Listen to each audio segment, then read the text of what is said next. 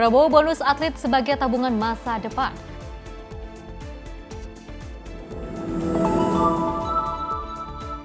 Sebelas kabupaten di Aceh terdampak bencana Sumatera sudah normal.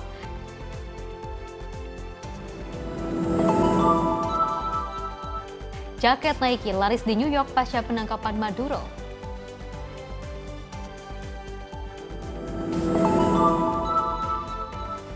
Terlilit utang ART culik anak balita majikan.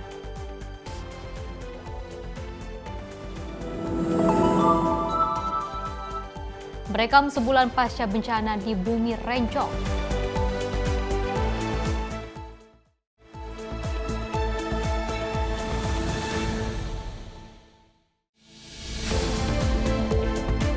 Halo pemirsa, selamat malam. Menyapa Indonesia Malam kembali hadir menemani Anda dengan beragam informasi menarik yang akan kami hadirkan untuk Anda. Bersama saya Fesi Rahmadi, inilah Menyapa Indonesia Malam selengkapnya.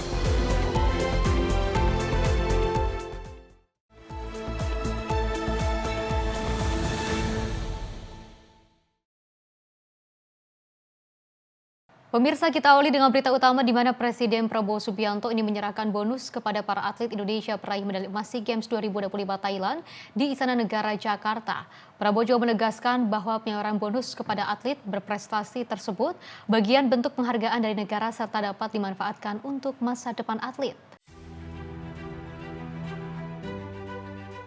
Dalam pidato pemberian penghargaan kepada atlet SEA Games di Istana Negara Jakarta, Presiden Prabowo Subianto mengatakan negara sangat menghargai perjuangan yang dilakukan seluruh atlet selama bertanding di SEA Games 2025 Thailand Desember lalu. Prabowo menekankan bonus yang diberikan kepada atlet bukanlah sebuah upah atas kerja keras, melainkan tabungan untuk masa depan atlet. Adapun Prabowo Subianto mengingatkan agar bonus yang diterima atlet dapat dimanfaatkan untuk hal-hal yang positif dan bermanfaat bagi masa depan.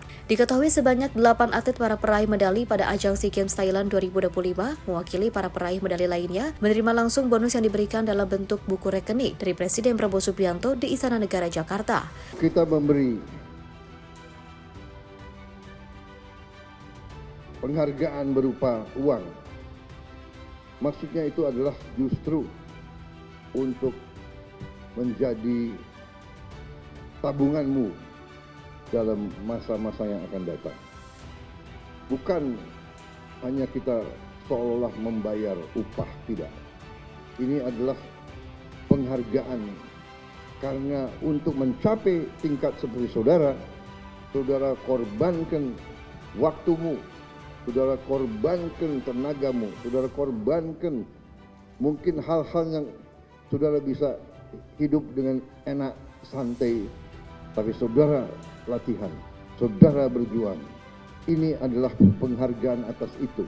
Penghargaan atas keringatmu, atas jerih payahmu. Saudara-saudara, menjadi atlet itu membutuhkan mental yang khusus.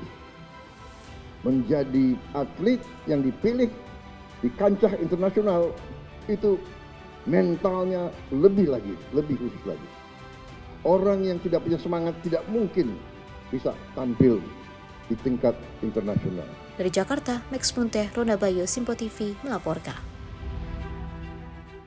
Selain itu, pemirsa, Presiden Prabowo Subianto juga mengucapkan terima kasih bagi seluruh atlet yang juga telah berjuang di SEA Games Thailand Desember lalu. Hal ini tentunya juga didasari atas perjuangan para atlet jaga kehormatan tanah air di Thailand. Presiden Prabowo Subianto menyampaikan perjuangan para atlet yang sudah berjuang di gelaran SEA Games 2025 Desember lalu memberi kesan yang mendalam bagi masyarakat Indonesia. Hal tersebut terlepas dari sejumlah capaian target yang berhasil dilalui oleh para atlet saat berjuang di arena pertandingan setiap cabang olahraga. Presiden Prabowo Subianto memastikan negara turut mengapresiasi perjuangan yang sudah dilakukan para atlet pada Desember lalu. Selain itu, penyaluran bonus bagi para atlet SEA Games merupakan perhatian penuh pemerintah terhadap masa depan setiap atlet yang telah berprestasi. Saya sebagai kepala negara, kepala pemerintah dan sebagai pribadi menyampaikan terima kasih saya pada saudara-saudara sekalian atas keberhasilan saudara menjaga kehormatan bangsa Indonesia. Dari Jakarta, Max Munteh, Ronda Bayu, Simpo TV melaporkan. Pemirsa, Presiden Prabowo Subianto juga menegaskan bahwa setiap pejabat harus memahami pasal 33 Undang-Undang Dasar 1945. Presiden juga menambahkan bagi yang tidak paham sebaiknya mengundurkan diri dari jabatan. Bumi dan air dan semua kekayaan yang terkandung di dalamnya dikuasai negara dan dipergunakan sebesar-besarnya untuk kemakmuran rakyat. Dalam acara panen raya dan pengumuman swasembada pangan di Karawang, Jawa Barat pada Rabu 7 Januari, Presiden Prabowo Subianto berpidato menegaskan komitmen Kabinet Merah Putih untuk selalu membela kepentingan rakyat. Ia juga mengutip pasal 33 ayat 3 Undang-Undang Dasar 1945 yang menyatakan bahwa bumi, air, dan kekayaan alam dikuasai negara untuk sebesar-besarnya kemakmuran rakyat. Kepala negara memberi apresiasi kepada para menteri dan pejabat yang telah bekerja keras demi rakyat, menekankan bahwa perjuangan mereka membawa Indonesia ke arah yang lebih baik. Salah satu pencapaian yang disoroti adalah keberhasilan swasembada beras dalam 1 tahun, padahal target awalnya 4 tahun. Ia bahkan memberi hormat kepada jajarannya, kebiasaan yang berasal dari masa dinasnya di TNI sebagai bentuk penghargaan kepada anak buah. Dasar 45 pasal 33 jelas. Tidak usah ada penerjemah. Bumi dan air dan semua kekayaan yang terkandung di dalamnya dikuasai negara dan dipergunakan sebesar-besarnya untuk kemakmuran rakyat. Apa yang kurang jelas?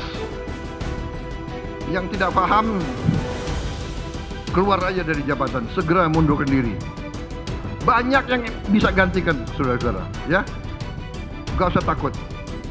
Anak-anak muda yang baik-baik itu mau berjuang untuk kebaikan. Jadi saudara, terima kasih pengabdianmu. Prestasi luar biasa ini membuat kita tambah percaya. Dari hasil menuju hasil. Dari kemenangan menuju kemenangan baru. Kepercayaan diri, kita mampu. Indonesia mampu. Indonesia cerah. Indonesia semangat. Indonesia makmur, dan kemakmuran harus sungguh-sungguh di tangan rakyat Indonesia. Saudara sekalian, izinkanlah saya mengikuti naluri saya, mengikuti kebiasaan saya dari sejak muda. Izinkan saya hormat kepada seluruh dari kalian yang telah berjuang mengabdi sehingga kita swasembada pangan. Secara resmi, Presiden Prabowo mendeklarasikan Indonesia mencapai swasembada pangan pada akhir 2025. Ia menekankan bahwa capaian ini adalah tonggak penting kedaulatan bangsa karena sebuah negara tidak bisa disebut merdeka jika masih bergantung pada bangsa lain untuk memenuhi kebutuhan pangannya. Redaksi Simpo TV melaporkan. Pemirsa, program makan bergizi gratis kini telah menjangkau 55,1 juta penerima manfaat per hari. Target tersebut melonjak signifikan dari target awal yang hanya 6,6 juta maksud kami. Seiring dengan peningkatan cakupan tersebut, Kementerian Kesehatan juga menegaskan komitmennya dalam mengawal mutu dan keamanan pangan, agar makanan yang juga dibagikan tetap aman, layak, dan juga higienis. Wakil Menteri Kesehatan Benjamin Paulus Octavianus menyampaikan bahwa peran utama Kementerian Kesehatan dalam pelaksanaan program MBG adalah pengawasan, khususnya terhadap standar keamanan pangan di dapur-dapur SPBG berbagai daerah. Pengawasan dilakukan melalui kerjasama program MBG dengan Dinas Kesehatan di daerah yang bertugas, memastikan seluruh proses pengolahan makanan memenuhi standar kesehatan. Adapun salah satu instrumen utama dalam pengawasan tersebut adalah sertifikasi layak higienis dan layak dikonsumsi bagi dapur SPBG. Antara MBG dengan Dinas Kesehatan di daerah, itu yang kita menjaga mutu, maka keluarlah sertifikat untuk layak dimakan ya, higienisnya bagaimana, itu yang dikerjakan oleh Ibu Ten dari Kementerian Kesehatan yang mengawal. Bersyukurlah hari ini dalam 4.535 SPBG yang sudah lulus sertifikat, itu artinya itu termasuk pemeriksaan laboratoriumnya, segalanya itu dicek. Ada yang belum baik ya harus memperbaiki dulu untuk menjadi baik. Itu kira-kira yang terjadi, sehingga kalau kita melihat angka yang kita melihat pelayanan hari ini 55,1 juta ya, anak sekolah atau penerima manfaat baik dari ibu hamil maupun dari anak-anak bisa menerima 55,1 juta. Ini suatu hal yang luar biasa dari target dari 82 juta target daripada MPK ini. Melalui pengawasan tersebut, Kemenkes memastikan 55,1 juta penerima manfaat mulai dari anak sekolah hingga ibu hamil mendapatkan makanan yang aman dan bergizi. Capaian tersebut dinilai sebagai langkah luar biasa dalam perjalanan MPK menuju target nasional 82 juta penerima manfaat. Dari Jakarta, Sri Dewi Andayani, Mutia Agiani, Simpo TV melaporkan. Selain itu, pemirsa, Kapolri Jenderal Listio Sigit Prabowo juga bersama dengan Ketua Komisi 4 DPR RI Titik Soeharto melaksanakan panen raya jagung serentak. Ini dalam kuartal keempat tahun 2025 di Kabupaten Bekasi, Jawa Barat. Tentunya kegiatan ini bentuk komitmen Polri dalam mendukung program ketahanan pangan nasional yang sesuai dengan arahan Presiden Prabowo Subianto. Kapolri Jenderal Listio Sigit Prabowo menyampaikan Polri terus mengoptimalkan perannya dalam mengawal dan juga mendukung target swasembada pangan nasional, khususnya komoditas jagung. Hal itu disampaikan Kapolri menghadiri panen raya jagung serentak kuartal 4 tahun 2025 bersama dengan Ketua Komisi 4 DPR Titik Soeharto di Desa Sukamahi, Cikarang Pusat, Kabupaten Bekasi, Jawa Barat. Kapolri menyebut sepanjang 1 tahun terakhir Polri telah mengoptimalkan lahan pertanian dengan total potensi lahan mencapai 1.300.000 hektar dan telah tertanam lebih dari 586.000 hektar. Adapun hingga akhir kuartal keempat, kontribusi Polri dalam panen jagung telah mencapai 3,5 juta ton, yang diharapkan dapat mendorong terwujudnya swasembada pangan nasional. Kapolri menambahkan hasil panen jagung ini ditargetkan untuk memenuhi kebutuhan pasar nasional, pakan ternak, serta cadangan pangan bulog, dan tidak menutup kemungkinan untuk ekspor. Dengan apa yang menjadi target Bapak Presiden, kita memaksimalkan untuk bagaimana agar terlaksana swasembada, khususnya untuk Polri, mendorong untuk dilaksanakannya swasembada jagung. Alhamdulillah kita berusaha untuk mencari lahan yang bisa ditanam dan kita mendapatkan kurang lebih 1.300.000 hektar lahan, dan saat ini sudah tertanam 586.000 selama 1 tahun, sehingga masih ada kurang lebih 700.000 hektar yang akan kita tanam dan mudah-mudahan bisa selesai di tahun 2026, sehingga kemudian 1.300.000 hektar tersebut betul-betul bisa tertanam. Tim redaksi Simpo TV melaporkan.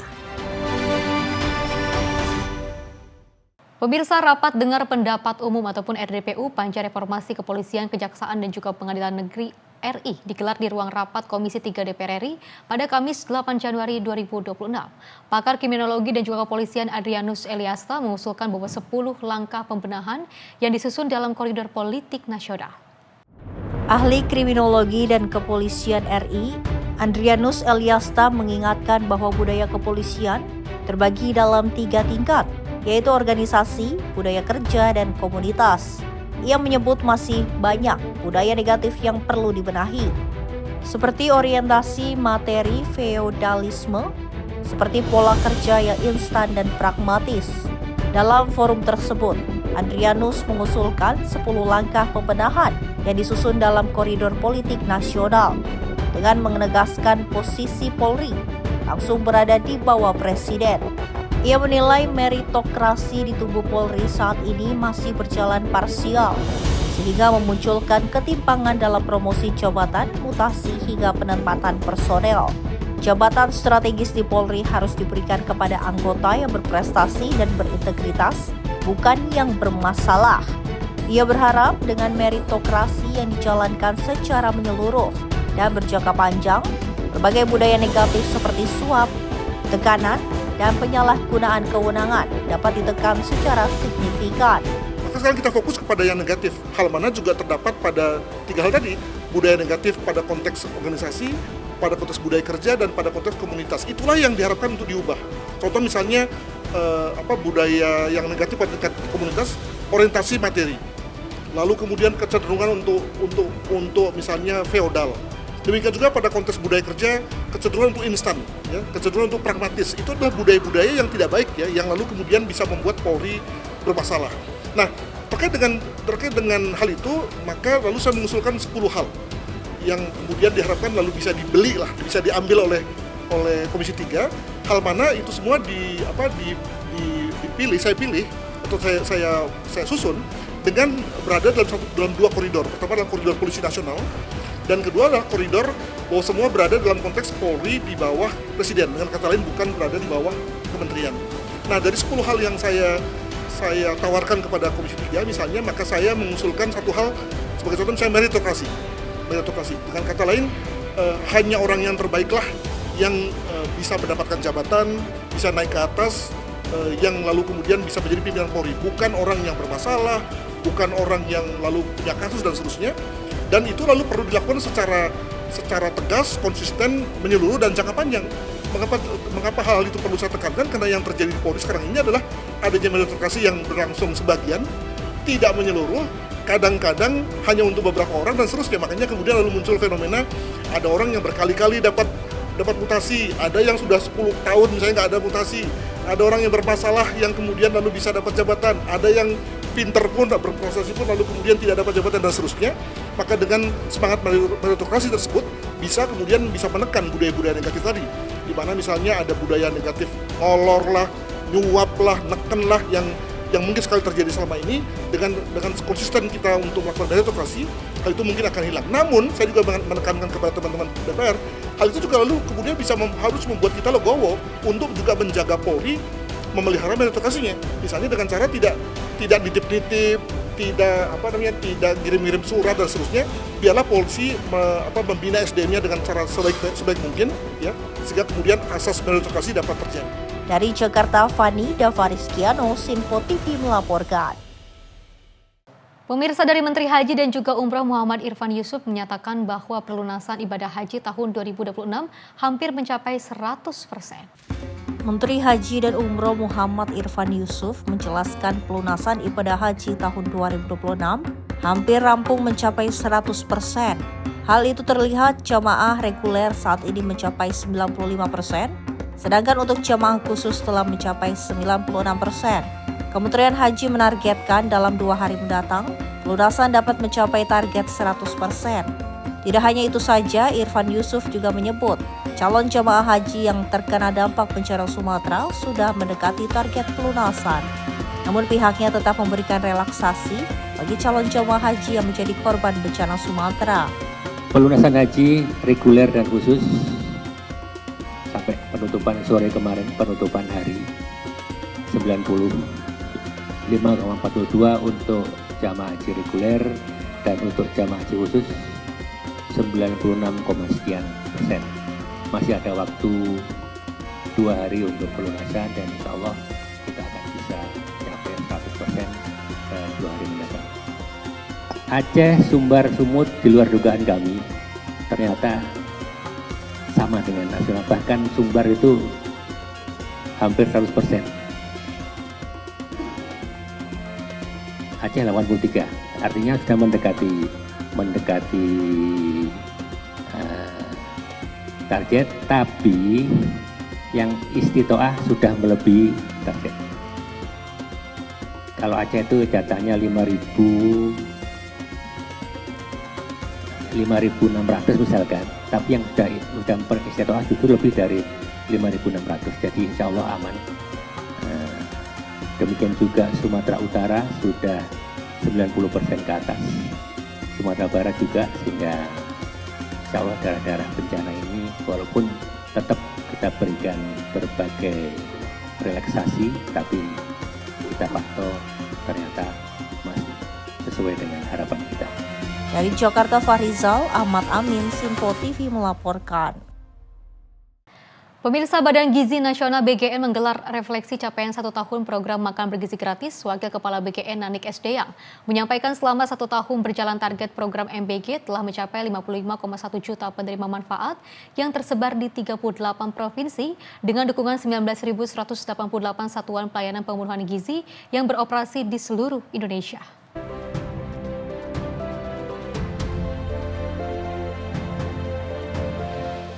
Mengusung tagline 1 tahun MBG tumbuh bersama menuju masa depan emas anak Indonesia. Kunjungan itu sekaligus menjadi ruang refleksi dan penguatan komitmen pemerintah dalam menghadirkan layanan pemenuhan gizi yang berkualitas, aman dan berkelanjutan bagi generasi penerus bangsa.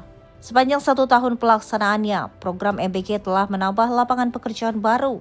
Bahkan tercatat sebanyak 789.318 orang telah bekerja di SPPG, khususnya untuk mendukung operasional dapur. BGN mengakui masih terdapat berbagai tantangan dalam kekurangan dalam penyelaksanaannya. Meski demikian, BGN juga berkomitmen dalam Peraturan Presiden Nomor 115 Tahun 2025 sebagai landasan penguatan tata kelola, peningkatan kualitas gizi, jaminan keamanan pangan, serta pengawasan dapur MBG dengan semangat zero defect. Lalu anak-anak juga kembali, di sini ada 55,1 juta dari target 6 juta menuju melesat ke 55,1 juta. Tidak terduga. Ini kenapa? Karena luar biasa peran serta masyarakat, para mitra yang membangun dapur. Yang kalau dibangun sendiri oleh pemerintah tentu mengeluarkan investasi puluhan. Kalau kita hitung 20.000 aja hitungannya 2 miliar. Artinya itu ada 40 triliun yang dibangun oleh para mitra untuk dapur-dapur SPPG, untuk di SPPG. Lebih lanjut melalui momentum 1 tahun program MBG dan operasional perdana di tahun 2026 ini, BGN mengajak seluruh elemen bangsa untuk terus bergandengan tangan menyukseskan program MBG sebagai investasi jangka panjang bagi kualitas SDM Indonesia. Dari Jakarta, Sri Dewi Andayani, Mutia Anggaini, Sinpo TV melaporkan.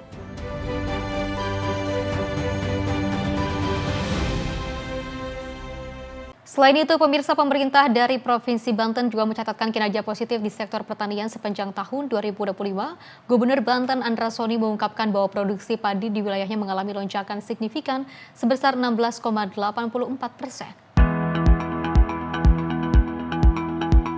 Gubernur Banten Andra Soni mengikuti acara panen raya dan pengumuman swasembada pangan bersama Presiden Prabowo Subianto secara daring di Jalan Tasikardi, Banten Lama. Gubernur Banten Andra Soni mengungkapkan bahwa produksi padi di wilayahnya mengalami lonjakan signifikan sebesar 16,84. Kenaikan ini dibarengi dengan perluasan area panen yang mencapai 349.288 hektar.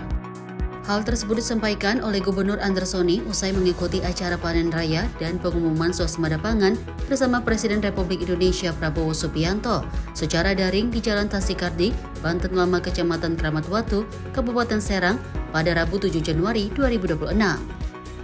Sebagai langkah keberlanjutan, Gubernur Andra Soni bersama Forum Koordinasi Pimpinan Daerah serta pemerintah Kabupaten Kota se-Banten berkomitmen untuk mempertahankan dan meningkatkan produktivitas pangan pada tahun 2026. Salah satu strategi utama adalah perlindungan lahan pertanian.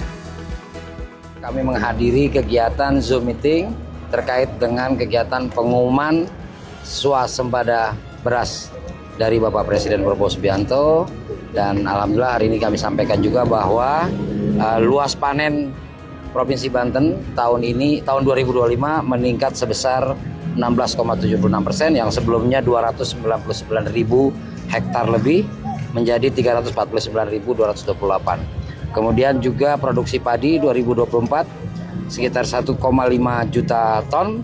Tahun 2025 kita meningkat 16,84% menjadi 1,8.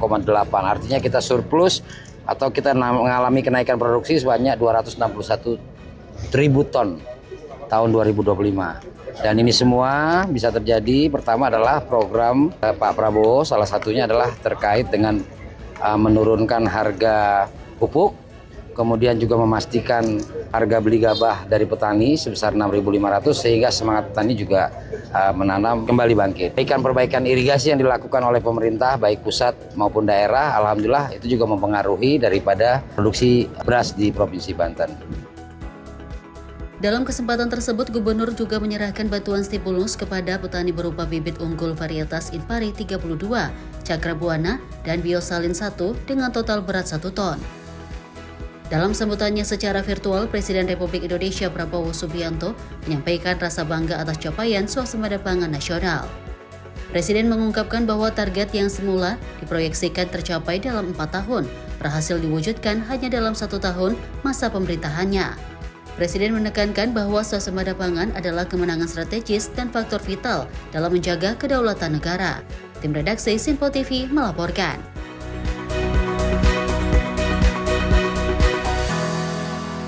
Pemirsa, Komisi 3 DPR RI juga menggelar rapat dengar pendapat umum Panja Kepolisian, Kejaksaan, dan Pengadilan pada Kamis 8 Januari 2026. Rapat ke-11 tersebut dihadiri dua ahli, yakni Muhammad Ruliandi, ahli hukum tata negara, dan Adrianus Meliala, ahli bidang kriminologi dan juga kepolisian.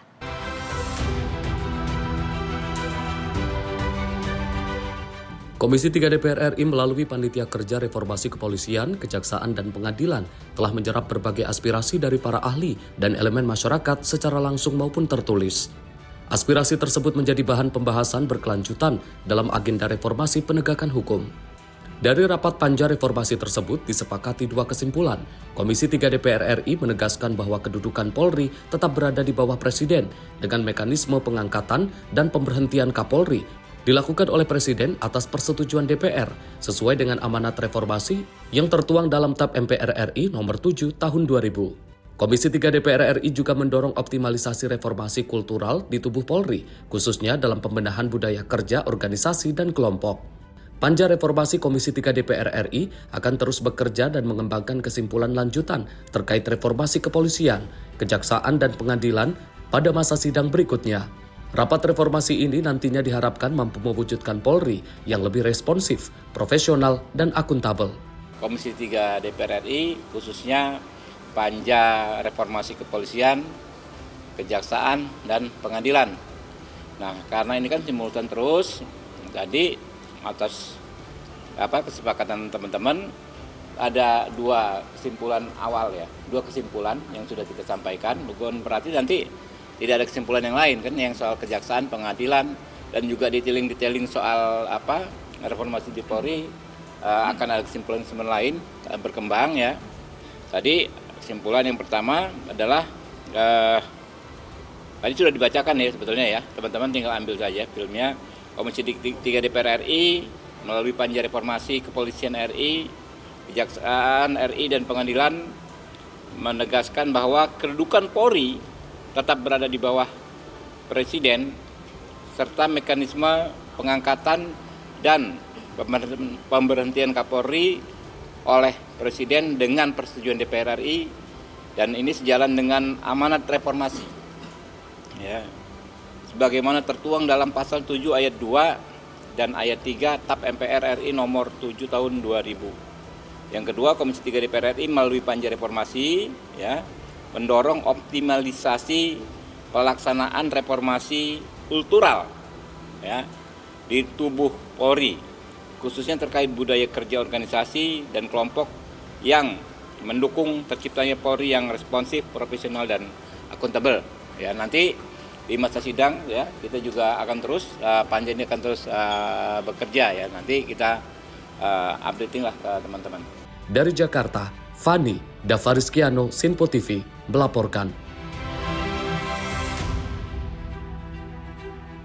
Selain itu, pemirsa, Kitab Undang-Undang Hukum Pidana yang juga baru dipastikan dapat mencegah pemidanaan secara sewenang-wenang. Ketua Komisi 3 DPR RI Habibur Rahman menjelaskan sejumlah pasal dipersoalkan akibat banyaknya narasi yang juga beredar tidak sepenuhnya tepat.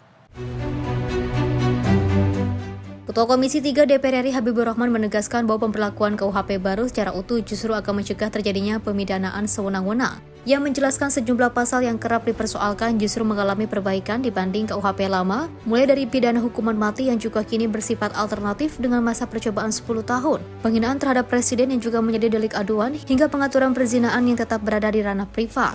Ia juga menegaskan bahwa KUHP baru tetap menjamin ruang kritik, unjuk rasa, dan juga kebebasan berekspresi dalam berdemokrasi. Tak hanya itu, hakim pun juga diwajibkan mengedepankan keadilan, mempertimbangkan sikap batin terdakwa, bahkan dapat memberikan pemaafan di perkara ringan. Dengan berbagai pembaruan tersebut, Habibur Rahman juga berharap KUHP baru dapat menjadi fondasi hukum pidana nasional yang lebih adil, manusiawi, dan juga demokratis. Jika masih ada pasal yang dinilai bermasalah, masyarakat tetap memiliki ruang konstitusional untuk menguji di Mahkamah Konstitusi untuk memastikan hukum benar berpihak pada keadilan.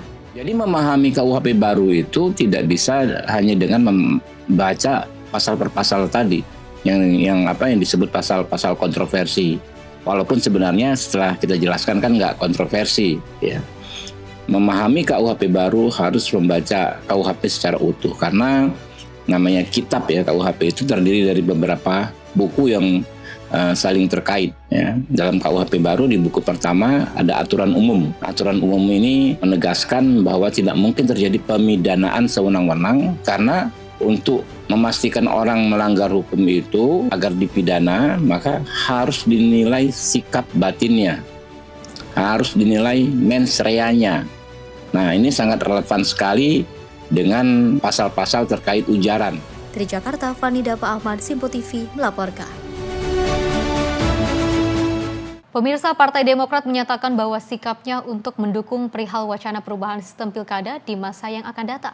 Sekjen Partai Demokrat, Herman Hairon, juga menilai bahwa pemilihan kepala daerah melalui DPRD merupakan opsi konstitusional yang sah dengan merujuk pada Undang-Undang Dasar 1945. Sekjen Partai Demokrat Herman Hairon menjelaskan bahwa pihaknya sejalan dengan arah Presiden Prabowo Subianto terkait wacana perubahan sistem pilkada.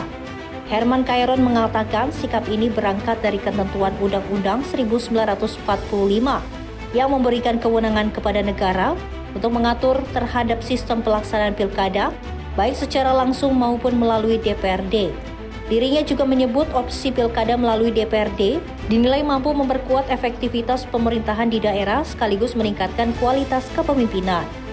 Kendati demikian, ia meminta pembahasan terhadap kebijakan perundang-undangan ini harus dilakukan secara terbuka, demokratis, dan juga melibatkan partisipasi publik. Terkait dengan penentuan terhadap sistem pilkada ke depan, Partai Demokrat sejalan dan sebaris dengan Presiden Prabowo Subianto. Sikap ini berangkat dari ketentuan Undang-Undang Dasar 1945, Konstitusi Negara, yang memberikan kewenangan kepada negara untuk mengatur terhadap tata cara dan mekanisme pelaksanaan pilkada, baik secara langsung maupun oleh DPRD. Tentu kedua opsi ini sah menurut Undang-Undang Dasar. Demokrat memandang pemilihan kepala daerah oleh DPRD sebagai salah satu opsi yang harus diseriusi dan patut dipertimbangkan, khususnya dalam rangka memperkuat terhadap efektivitas pelaksanaan pemerintahan di daerah, meningkatkan kualitas kepemimpinan, serta menjaga stabilitas politik dan persatuan nasional.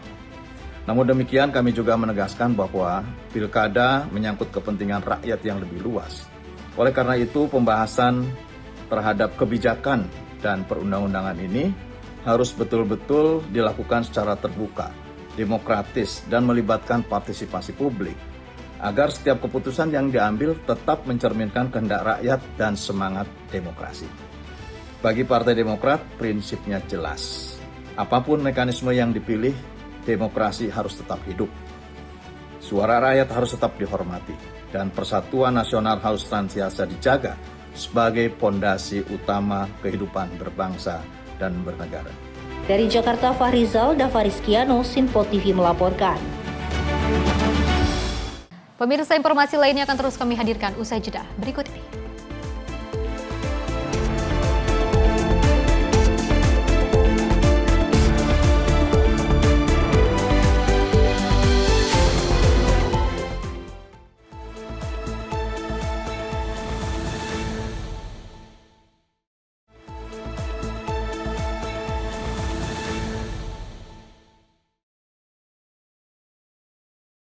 Terima kasih pemirsa, Anda masih bersama kami dan kita lanjutkan informasinya. Prajurit TNI Angkatan Darat terus menunjukkan komitmen tentunya dalam membantu percepatan pemulihan pasca bencana melalui pembangunan hunian sementara bagi masyarakat yang terdampak banjir bandang di Jorongkayu, Pasak, Nagari, Salareh Aya, Kecamatan Palembayan, Kabupaten Agam, Sumatera Barat.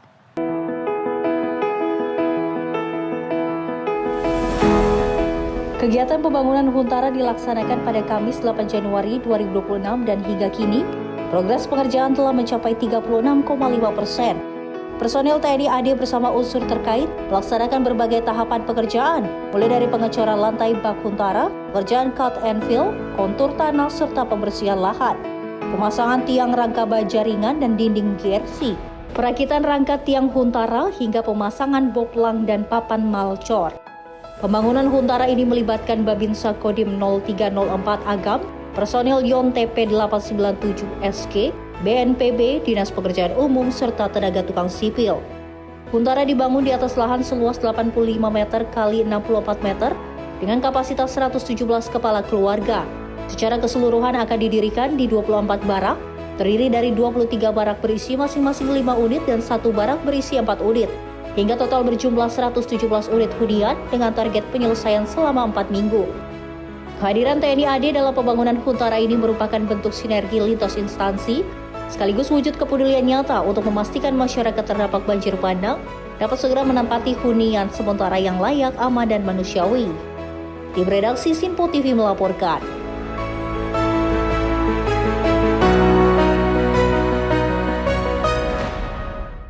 Pemirsa, pembangunan hunian sementara ataupun huntara bagi korban banjir bandang di Kabupaten Agam, Sumatera Barat ini terus dilakukan oleh TNI Angkatan Darat.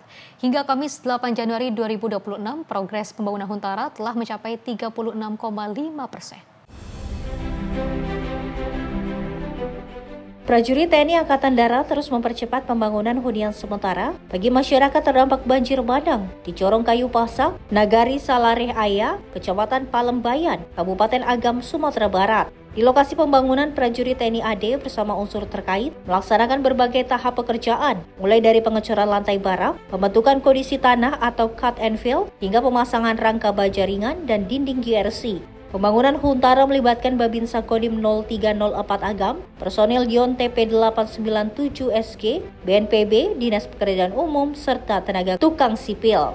Huntara dibangun di atas lahan seluas 85 kali 64 meter dengan kapasitas 117 kepala keluarga. Secara keseluruhan akan dibangun 24 barak dengan total 117 unit hunian dan ditargetkan selesai dalam waktu 4 pekan. Tim redaksi Sinpo TV melaporkan.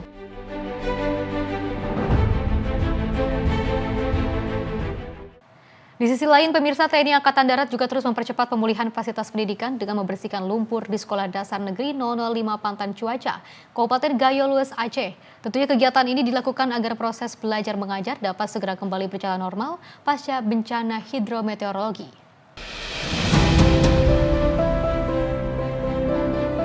Prajurit TNI Angkatan Darat dari Yonif TP 855 RD bersama Babinsa Kodim 0103 Gayos Lues dan masyarakat setempat melaksanakan gotong royong membersihkan lumpur di SDN 005 Pantan Cuaca. Sekolah yang berada di Desa Tetinggi, Kecamatan Tripe Jaya, Kabupaten Gayo Lues terdampak bencana hidrometeorologi pada November 2025 lalu. Akibat bencana tersebut, area sekolah dan ruang kelas tertimbun lumpur setebal kurang lebih 1 meter, hingga aktivitas belajar mengajar sempat terhenti. Dengan peralatan sederhana, prajurit TNI AD bersama warga membersihkan lumpur di ruang kelas, halaman sekolah, serta fasilitas penunjang lainnya. Kegiatan ini merupakan bentuk kepedulian TNI AD dalam membantu percepatan pemulihan pasca bencana, sekaligus mendukung kembali berjalannya kegiatan pendidikan. Dengan dilakukannya pembersihan ini, diharapkan SDN 005 Pantan Cuaca dapat segera digunakan kembali seperti sedia kala. Tim redaksi Sinpo TV melaporkan.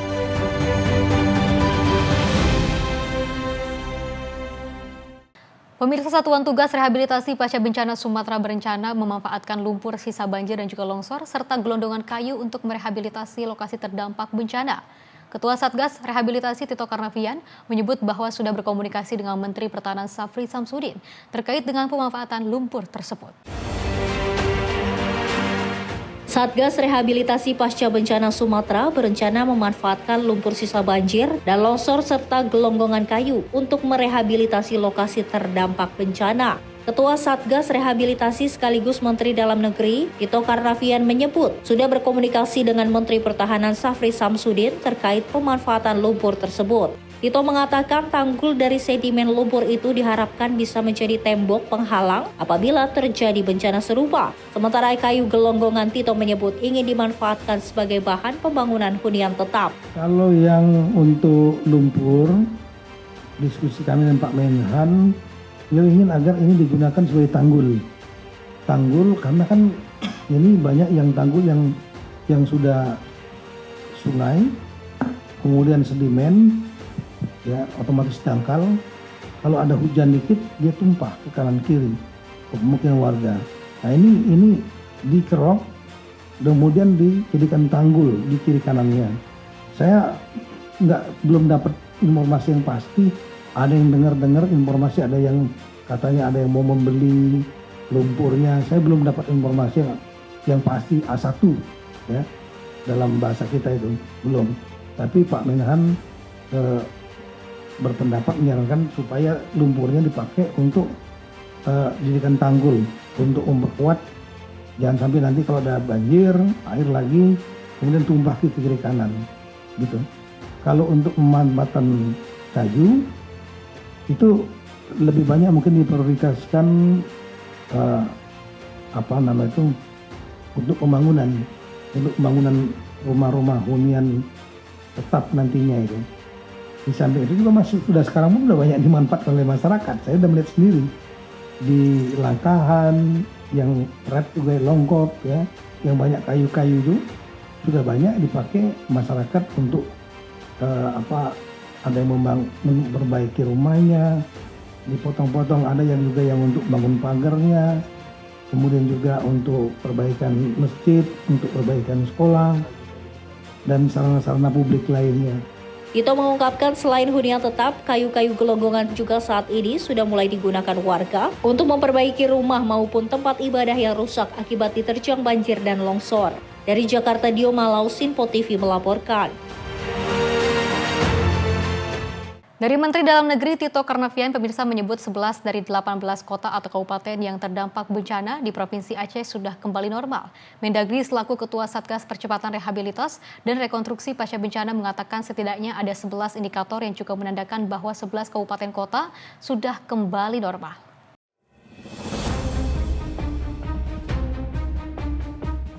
Dua hari pasca banjir bandang Jumat siang, ribuan warga di Halmahera Barat, Maluku Utara masih bertahan di sejumlah titik pengungsian. Mereka ini mengungsi secara mandiri sejak Rabu akibat rumah mereka rusak disapu banjir bandang tersebut. Namun ribuan jiwa ini mengeluhkan bantuan, terutama makanan dan pakaian bagi mereka.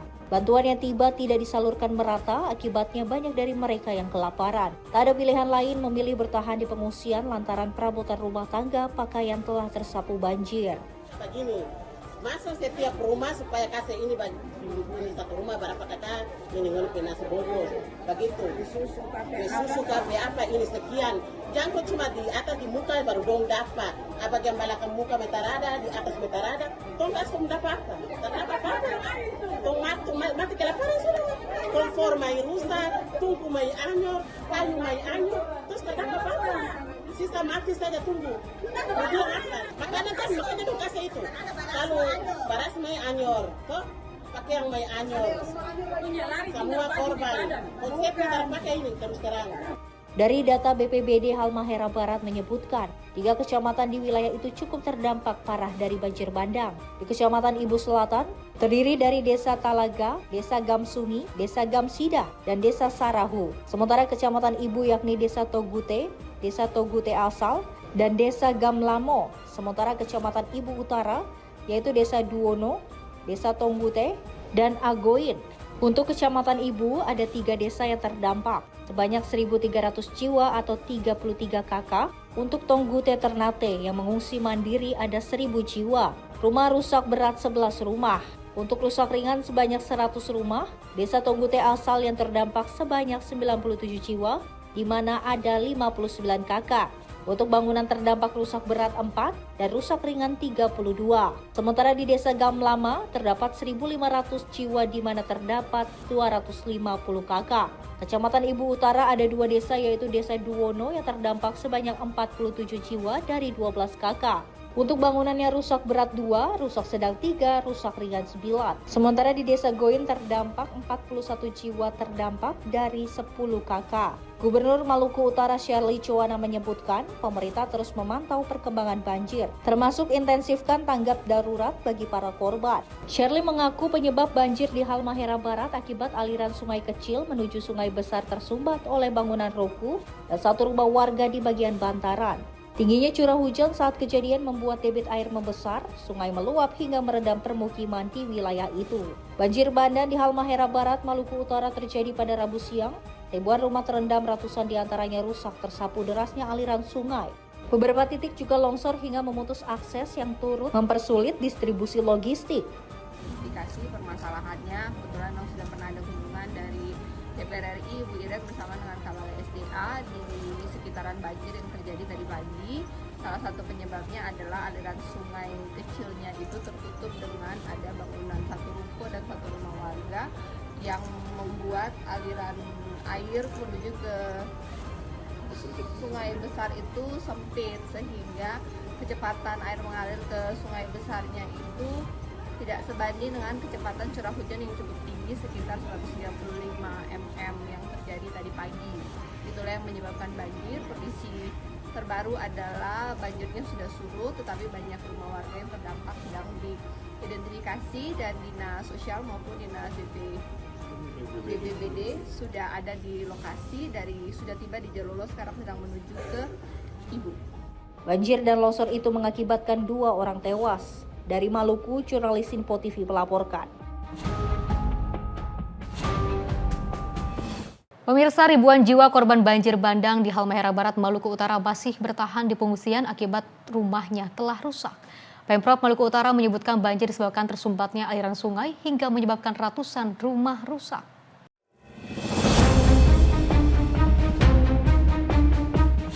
Dua hari pasca banjir bandang Jumat siang, ribuan warga di Halmahera Barat, Maluku Utara masih bertahan di sejumlah titik pengungsian.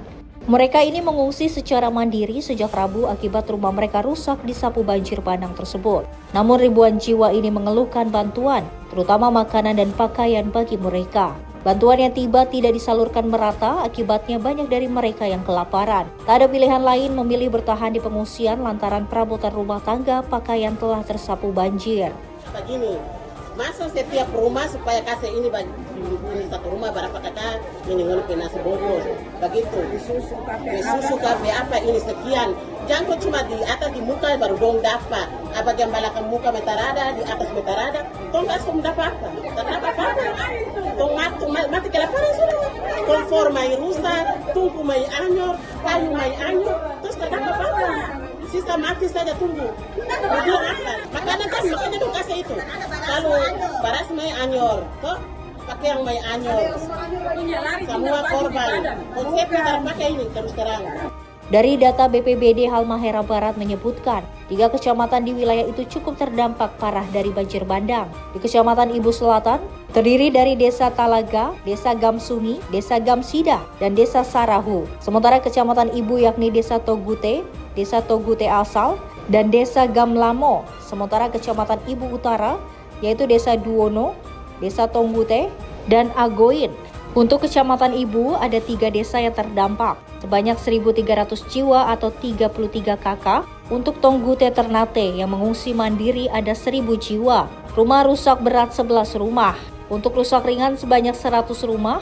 Desa Tonggute Asal yang terdampak sebanyak 97 jiwa, di mana ada 59 KK. Untuk bangunan terdampak rusak berat 4 dan rusak ringan 32. Sementara di Desa Gamlama terdapat 1.500 jiwa di mana terdapat 250 KK. Kecamatan Ibu Utara ada 2 desa yaitu Desa Duono yang terdampak sebanyak 47 jiwa dari 12 KK. Untuk bangunannya rusak berat 2, rusak sedang 3, rusak ringan 9. Sementara di Desa Goin terdampak 41 jiwa terdampak dari 10 KK. Gubernur Maluku Utara Shirley Chowana menyebutkan pemerintah terus memantau perkembangan banjir, termasuk intensifkan tanggap darurat bagi para korban. Shirley mengaku penyebab banjir di Halmahera Barat akibat aliran sungai kecil menuju sungai besar tersumbat oleh bangunan ruko dan 1 rumah warga di bagian bantaran. Tingginya curah hujan saat kejadian membuat debit air membesar, sungai meluap hingga merendam permukiman di wilayah itu. Banjir bandang di Halmahera Barat, Maluku Utara terjadi pada Rabu siang. Ribuan rumah terendam, ratusan diantaranya rusak tersapu derasnya aliran sungai. Beberapa titik juga longsor hingga memutus akses yang turut mempersulit distribusi logistik.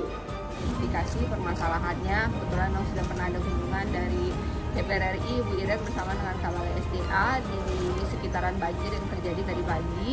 Salah satu penyebabnya adalah aliran sungai kecilnya itu tertutup dengan ada bangunan 1 ruko dan 1 rumah warga yang membuat aliran air menuju ke sungai besar itu sempit, sehingga kecepatan air mengalir ke sungai besarnya itu tidak sebanding dengan kecepatan curah hujan yang cukup tinggi sekitar 135 mm yang terjadi tadi pagi.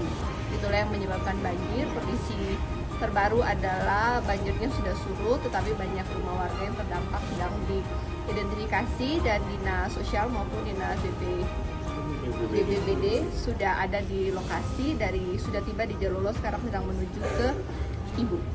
Banjir dan longsor itu mengakibatkan 2 orang tewas. Dari Maluku, jurnalis Info TV melaporkan. Pemirsa, KTT Paris Ukraina perhatian bergeser ke Greenland. Informasinya usai jeda berikutnya.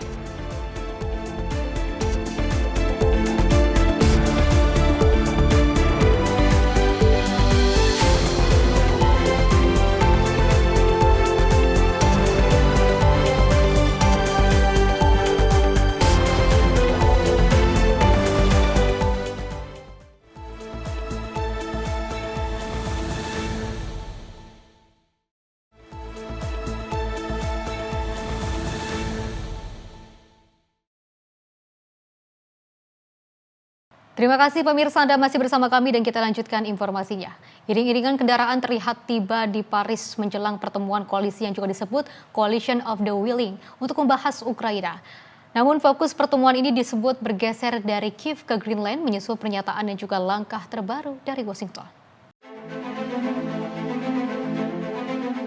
Iring-iringan kendaraan terlihat memasuki Paris pada Senin 5 Januari 2026 menjelang pembahasan Coalition of the Willing terkait dengan rencana perdamaian Ukraina. Utusan khusus Amerika Serikat Steve Witkoff dan juga menantu Donald Trump, Jared Kushner, jadwalkan bergabung bersama 27 pemimpin Eropa dalam pertemuan tersebut. Meski secara resmi agenda membahas Ukraina, perhatian disebut bergeser ke Greenland menyusul serangan Amerika Serikat ke Venezuela, penangkapan Nicolas Maduro serta peringatan Trump tentang kebutuhan terhadap Greenland. Saat kendaraan para delegasi mulai tiba, muncul pernyataan bersama para pemimpin Prancis, Jerman, Italia, Polandia, Spanyol, Inggris, dan Denmark. Pernyataan itu menegaskan bahwa keputusan terkait Denmark dan juga Greenland hanya dapat ditentukan oleh Denmark dan Greenland sendiri. Mereka menekankan kerajaan Denmark termasuk Greenland merupakan bagian dari NATO. Keamanan di kawasan Arktik disebut harus dicapai secara kolektif bersama sekutu NATO termasuk Amerika Serikat dengan menjunjung prinsip piagam PBB meliputi kedaulatan keutuhan wilayah dan tidak dapat diganggu gugatnya perbatasan. Tim redaksi Info TV melaporkan. Pemirsa, Presiden Kolombia Gustavo Petro terlibat kontroversi ataupun konfrontasi terbuka dengan Presiden Amerika Serikat Donald Trump terkait dengan penangkapan Presiden Venezuela Nicolas Maduro oleh Amerika Serikat. Sikap keras Petro terhadap Washington kini menempatkan Kolombia, sekutu utama Amerika Serikat, di Amerika Latin dalam posisi serba sulit. Petro menyebut aksi Amerika Serikat terhadap Venezuela sebagai pelanggaran kedaulatan Amerika Latin, bahkan menyamakannya dengan kejahatan perang dan serangan mematikan di Eropa pada era Nazi. Bahasa keras ini menjadikan Petro sebagai salah satu pemimpin dunia yang paling vokal mengecam pemerintahan Trump. Selama 30 tahun terakhir, Kolombia dan Amerika Serikat menjalin kerjasama erat dalam perang melawan narkotika, kelompok pemberontak, dan pembangunan ekonomi pedesaan. Amerika Serikat telah menyalurkan bantuan sekitar 14 miliar dolar kepada Kolombia dalam 2 dekade terakhir.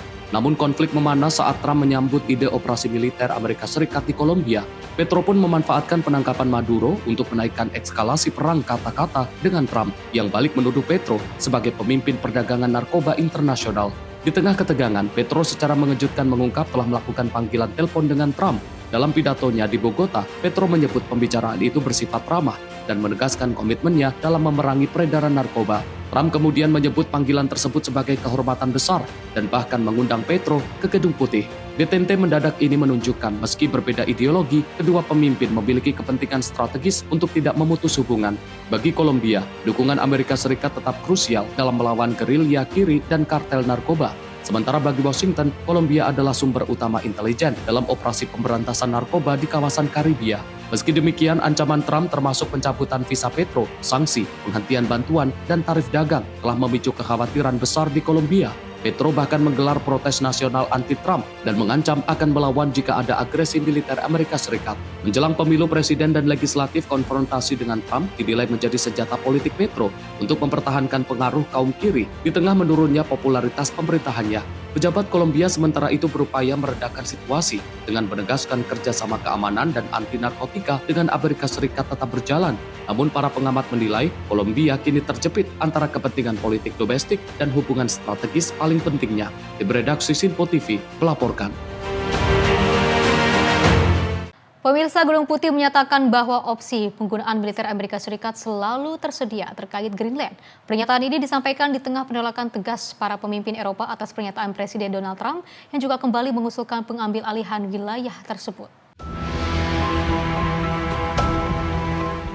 Juru bicara Gedung Putih Caroline Leavitt menyatakan Presiden Trump menganggap akuisisi Greenland sebagai prioritas keamanan nasional Amerika Serikat. Menurutnya, Greenland memiliki nilai strategis untuk menangkal ancaman di kawasan Arktik. Leavitt menegaskan pemerintah sedang mempertimbangkan berbagai opsi untuk mencapai tujuan kebijakan luar negeri tersebut. Ia menambahkan sebagai tanggung jawab, panggung Panglima tertinggi Presiden memiliki kewenangan menggunakan opsi militer. Pernyataan itu berbeda dengan nada sejumlah pejabat lain di Washington. Utusan khusus Greenland dan sejumlah pemimpin Partai Republik sebelumnya menyatakan bahwa aksi militer tidak diperlukan. Ketua DPR Amerika Serikat Mike Johnson bahkan menyebut langkah militer sebagai tindakan yang tidak tepat. Sementara itu para pemimpin Prancis, Jerman, Italia, Polandia, Spanyol, dan Inggris bersama Perdana Menteri Denmark, Mette Frederiksen, menegaskan bahwa Greenland adalah milik rakyatnya sendiri. Pernyataan bersama itu menekankan kedaulatan Greenland sebagai wilayah otonom di bawah Denmark dan bagian dari aliansi NATO. Dukungan juga datang dari Perdana Menteri Kanada, Mark Carney. Ia menyatakan masa depan Greenland dan Denmark hanya dapat ditentukan oleh rakyatnya sendiri. Kanada bahkan merencanakan kunjungan pejabat tinggi ke Greenland dalam waktu dekat. Di sisi lain, utusan khusus Amerika Serikat untuk Greenland, Gubernur Louisiana Jeff Landry menyatakan lebih memilih berkomunikasi langsung dengan warga Greenland ketimbang pemerintah Denmark atau diplomat Eropa. Ia mengklaim telah melakukan kontak awal dengan sejumlah warga setempat. Pernyataan terbaru dari Gedung Putih ini diperkirakan akan memperkeruh hubungan diplomatik Amerika Serikat dan Eropa, khususnya di tengah persaingan geopolitik global di kawasan Arktik. Tim redaksi Sinpo TV melaporkan. Pemirsa, Menteri Luar Negeri Amerika Serikat Marco Rubio menyatakan akan bertemu dengan pejabat Denmark, tentunya untuk membahas minat Amerika Serikat terhadap dengan Greenland. Rubio menyebut pertemuan itu akan dilakukan setelah permintaan resmi dari Menteri Luar Negeri Denmark, Lars Løkke, dan juga Menteri Luar Negeri Greenland, Vivian Motzfeldt. Pemerintahan Presiden Donald Trump kembali menegaskan Amerika Serikat membutuhkan Greenland demi kepentingan keamanan nasional. Greenland dipandang memiliki posisi strategis di kawasan Arktik, terutama dalam menghadapi peningkatan aktivitas militer dan ekonomi Cina serta Rusia. Selain itu, pulau tersebut juga kaya akan sumber daya mineral yang memiliki nilai strategis jangka panjang. Dalam briefing tertutup kepada sejumlah anggota Kongres di Capitol Hill, Rubio menyatakan pemerintah Amerika Serikat lebih memilih opsi pembelian Greenland daripada menggunakan kekuatan militer. Meski demikian, pernyataan tersebut tetap memicu kekhawatiran di kalangan sekutu Eropa yang menilai retorika pengambil alihan berpotensi merusak hubungan diplomatik. Rubio juga menegaskan Presiden Trump telah menyampaikan keinginan untuk mengakuisisi Greenland sejak masa jabatan pertamanya. Menurut Rubio, sejumlah presiden Amerika Serikat sebelumnya pernah mengkaji opsi serupa, namun kali ini isu tersebut muncul kembali di tengah situasi geopolitik global yang semakin tegang. Di Eropa, reaksi tegas datang dari para pemimpin negara sekutu. Pemimpin Prancis, Jerman, Italia, Polandia, Spanyol, dan Inggris bersama Perdana Menteri Denmark, Mette Frederiksen, menegaskan bahwa Greenland adalah wilayah yang menentukan nasibnya sendiri. Frederiksen memperingatkan upaya pengambil alihan Greenland oleh Amerika Serikat dapat berdampak serius terhadap solidaritas NATO. Pengamat pertahanan menilai bahasa keras dan retorik Presiden Trump telah menimbulkan kegelisahan di kalangan sekutu Barat. Meski demikian, pertemuan Rubio dengan pejabat Denmark dan Greenland diharapkan dapat membuka jalur dialog guna meredakan ketegangan dan mencegah eskalasi lebih lanjut. Tim redaksi Sinpo TV melaporkan. Pemirsa, aktivis muda generasi Z juga yang di Nepal yang memicu kejatuhan pemerintah dalam gelombang protes korupsi, kini mengaku kecewa dengan para pemimpin yang mereka bawa ke kekuasaan, meski berhasil mengantarkan Perdana Menteri wanita pertama dalam sejarah Nepal. Bukes Awasti, mahasiswa Rusia 22 tahun, adalah salah satu dari ribuan pemuda yang turun ke jalan pada September lalu. Awasti yang seharusnya berangkat ke Australia untuk melanjutkan studi justru kehilangan satu kakinya setelah ditembak aparat keamanan dari ranjang rumah sakit di Kathmandu. Ia mengaku menyesal atas pengorbanan besar yang dilakukannya. Gelombang protes yang dimulai pada 8 September menewaskan 76 orang dan melukai lebih dari 2.300 lainnya. Demonstrasi yang dimotori aktivis Gen Z ini akhirnya memaksa penunjukan Susila Karki, Hakim Agung purna tugas sebagai Perdana Menteri sementara pada 12 September. Namun sejak berkuasa, pemerintah transisi Karki menghadapi kritik keras dari para demonstran. Mereka menilai tidak ada kemajuan signifikan dalam pemberantasan korupsi, serta tidak ada penindakan terhadap aparat dan pejabat yang bertanggung jawab atas kekerasan saat protes. Hingga saat ini, Badan Anti Korupsi Nepal tanpa menyentuh tokoh politik utama. Para politisi yang dituduh korupsi justru bersiap mengikuti pemilu tanpa ada proses hukum terhadap mereka yang berkuasa saat aksi berdarah terjadi. Dalam beberapa pekan terakhir, puluhan demonstran kembali turun ke jalan, termasuk mereka yang mengalami cacat permanen. Aksi protes di depan kantor Perdana Menteri beberapa kali dibubarkan polisi. Para demonstran menegaskan pemerintah telah gagal memenuhi janji kepada keluarga korban dan para korban luka. Pemerintah mengatakan fokus utama saat ini adalah menyelenggarakan pemilu parlemen pada 5 Maret mendatang. Perdana Menteri Karki menjamin keamanan dan kesiapan pemilu, namun analis menilai gerakan Gen Z masih kekurangan arah dan kepemimpinan yang jelas. Pengamat menyebut perbedaan tuntutan di antara kelompok aktivis muda, mulai dari pemilihan langsung Perdana Menteri, perubahan konstitusi, hingga penjara bagi seluruh politisi lama, menjadi tantangan besar dalam proses transisi politik Nepal. Tim redaksi Sinpo TV melaporkan.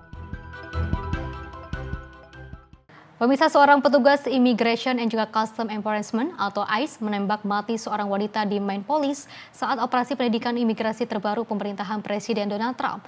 Insiden ini juga memicu kecaman keras dari pemerintah kota dan gelombang protes warga. Korban berusia 37 tahun ditembak di kepala di sebuah kawasan perumahan bersalju di selatan pusat kota Minneapolis. Penembakan terjadi di depan anggota keluarganya dan terekam dalam video warga. Lokasi kejadian berjarak sekitar 1 mil dari tempat George Floyd tewas pada tahun 2020. Pejabat federal menyebut penembakan itu sebagai tindakan bela diri. Menteri Keamanan Dalam Negeri, Kristi Noem, mengklaim korban mencoba menabrak dan menyerang petugas ICE dengan kendaraannya. Presiden Donald Trump juga membela tindakan petugas melalui media sosial. Namun wali kota Minneapolis, Jacob Frey, dengan tegas menolak narasi tersebut. Setelah menyaksikan video kejadian, Frey menyebut penjelasan federal sebagai tindakan ceroboh dan tidak diperlukan. Ia menilai operasi imigrasi besar-besaran justru menciptakan kekacauan dan ketakutan di tengah masyarakat. Menjelang malam, ratusan warga berkumpul dalam aksi vigil untuk mengenang korban dan menyerukan penolakan terhadap operasi ICE. Keluarga menyebut korban sebagai seorang ibu dari anak berusia 6 tahun serta seorang penyair dan penulis. Pemerintah federal menyatakan FBI akan melakukan penyelidikan atas insiden tersebut. Sementara itu, pemerintah kota menuntut agar petugas imigrasi federal meninggalkan Minneapolis. Tim redaksi Sinpo TV melaporkan. Pemirsa, setelah penangkapan mantan Presiden Venezuela Nicolas Maduro, jaket yang juga dikenakannya dalam foto Proof of Life justru menjadi tren. Jaket olahraga Nike Tech Fleece yang juga dikenakan Maduro dilaporkan laris manis di salah satu gerai Foot Locker di New York yang juga diburu pembeli dan wisatawan.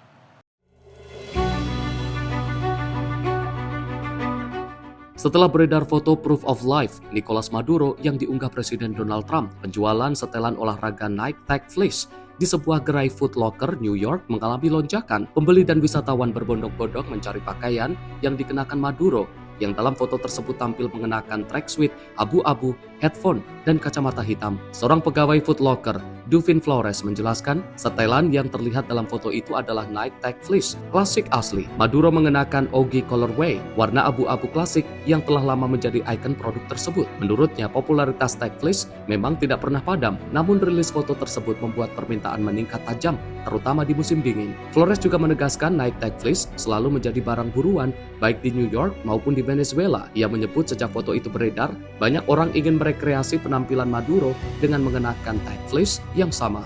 Sebelumnya, Amerika Serikat melancarkan operasi militer di Venezuela pada Sabtu 3 Januari 2026. Operasi tersebut menargetkan pangkalan militer dan pusat komunikasi sebelum akhirnya menangkap Nicolas Maduro dan istrinya, Cilia Flores, dalam sebuah penggerebekan di Caracas. Pejabat Amerika Serikat menyatakan operasi ini melibatkan lebih dari 150 pesawat dan menyebabkan setidaknya 80 korban tewas, termasuk personel Venezuela dan Kuba. Maduro dan Cilia Flores kemudian dibawa ke Amerika Serikat dan saat ini ditahan di Metropolitan Detention Center, New York. Operasi ini menuai kecaman internasional, termasuk dari Meksiko, Brazil, Kolombia, Chile, serta anggota BRICS, Rusia dan Cina. Uni Eropa dan sejumlah negara Eropa juga menyerukan penghormatan terhadap hukum internasional. Tim redaksi Sinpo TV melaporkan. Pemirsa, kasus virus super flu terdeteksi di Jawa Barat. Informasinya usai jeda berikut ini.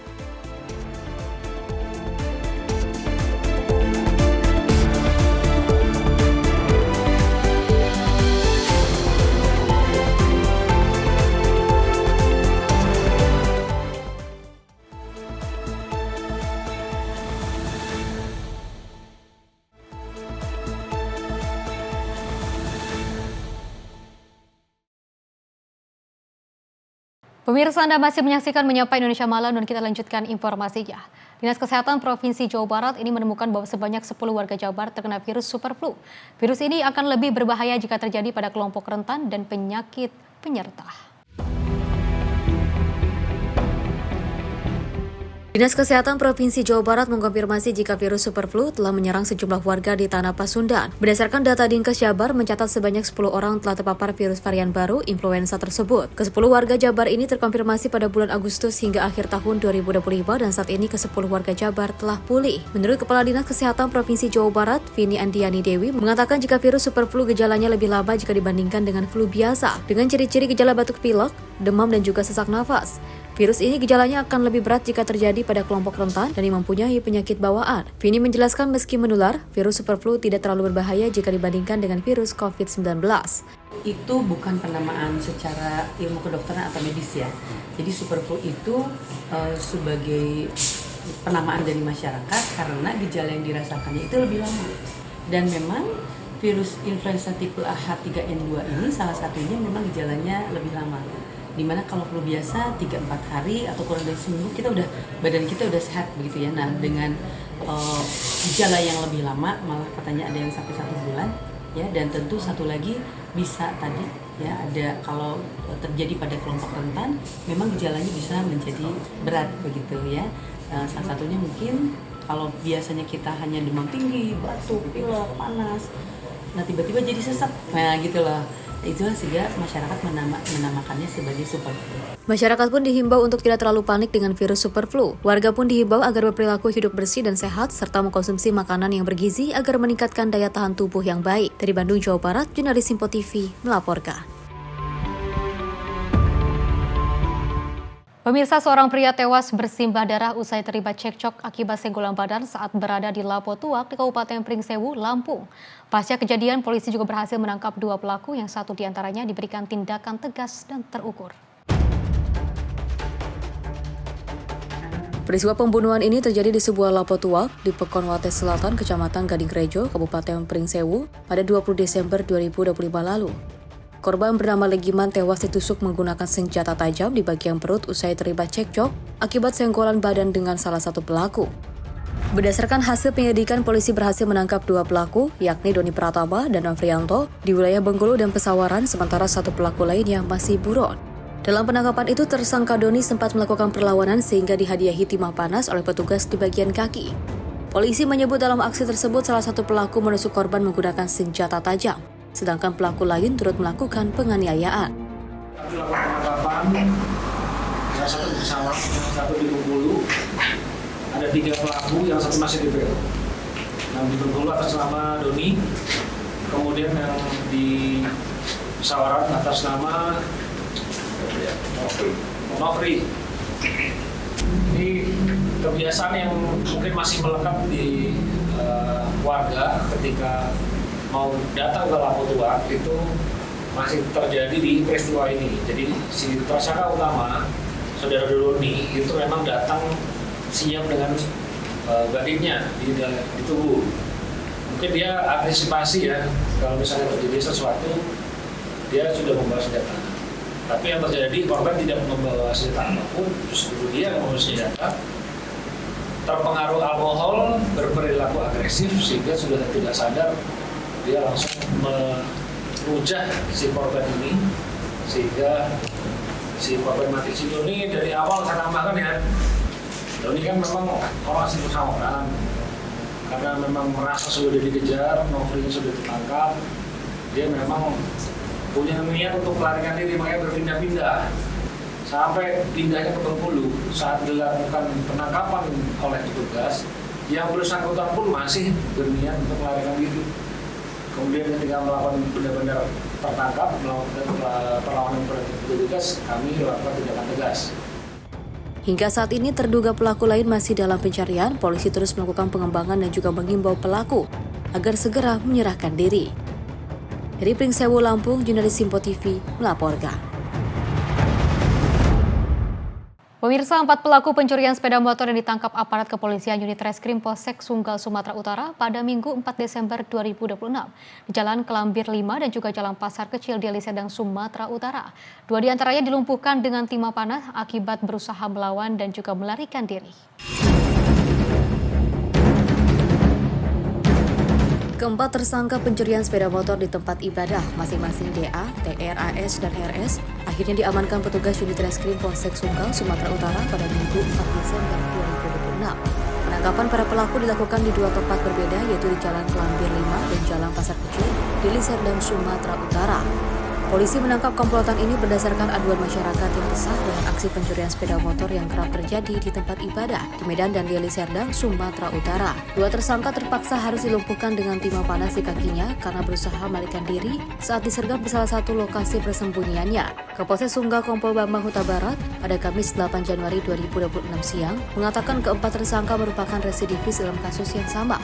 Para pelaku berkenalan saat masih berada di tahanan dan berjanji akan melakukan aksi kejahatan bila sudah bebas dari lembaga pemasyarakatan. Komplotan ini sudah melakukan aksi pencurian sepeda motor di 11 TKP di Kota Medan dan Deli Serdang. 5 diantaranya diketahui di parkiran masjid dengan menyasar sepeda motor jemaah subuh. Terakhir pelaku beraksi di Masjid Jamik Al-Mutakin, Semayang, Deli Serdang, Sumatera Utara pada Desember 2025 lalu. Pelaku menggasak 2 sepeda motor milik jemaah yang juga sedang melaksanakan sholat subuh sekaligus. Pelaku hasil dari pemeriksaan kita bahwa pelaku ini sudah 9 kali atau 11 kali melakukan aksinya. Ya. Berarti dari yang 11 itu dan 5 mereka lakukan di tempat ibadah ya, Dan? Iya, jadi 5 diantaranya mereka lakukan di tempat ibadah terkhusus di masjid. Aksi para pelaku terekam kamera pengawas dan viral di media sosial. Dari komplotan ini, petugas juga berhasil menyita barang bukti diantaranya sepeda motor dan kunci letter T yang juga biasa digunakan para pelaku dalam menjalankan aksinya. Dari Medan, Sumatera Utara, jurnalis Info TV melaporkan. Selain itu, pemirsa, terobsesi jadi pramugari, seorang wanita nekat menggunakan atribut maskapai penerbangan saat terbang dari Palembang ke Jakarta. Tentunya wanita ini diamankan petugas keamanan Bandara Soekarno-Hatta yang curiga keaslian identitas pelaku. Polisi melakukan pendalaman guna untuk memastikan ada tidaknya unsur pidana.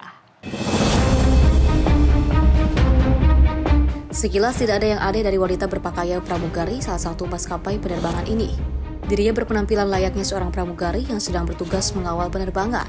Namun langkahnya terhenti saat wanita berinisial KN ini tiba di Bandara Soekarno-Hatta. Usai terbang menggunakan batik air dari Bandara Sultan Mahmud, Badarudin II, Palembang, Sumatera Selatan. KN terpaksa digelendang ke kantor keamanan Bandara Soekarno-Hatta karena diduga merupakan pramugari gadungan oleh kru kabin dan pramugari yang bertugas dalam penerbangan bersama KN. Selama perjalanan dari Palembang menuju Jakarta, KN diintegrasi kru kabin dan juga pramugari batik air yang tidak mengenalinya. Dari hasil pemeriksaan sementara, KN mengakui dirinya bukan pramugari asli. Dan dirinya pun membuat klarifikasi untuk meminta maaf atas kegaduhan yang muncul akibat apa yang dilakukannya. Saya Hairun Nisa, umur saya 23 tahun, asal saya dari Palembang. Dengan ini saya menyatakan memang benar saya melakukan penerbangan batik air rute Palembang ke Jakarta ID 7058 tanggal 6 Januari 2026. Saya menggunakan atribut pramugari dan beserta seragamnya. Dan sesungguhnya saya bukanlah pramugari batik air.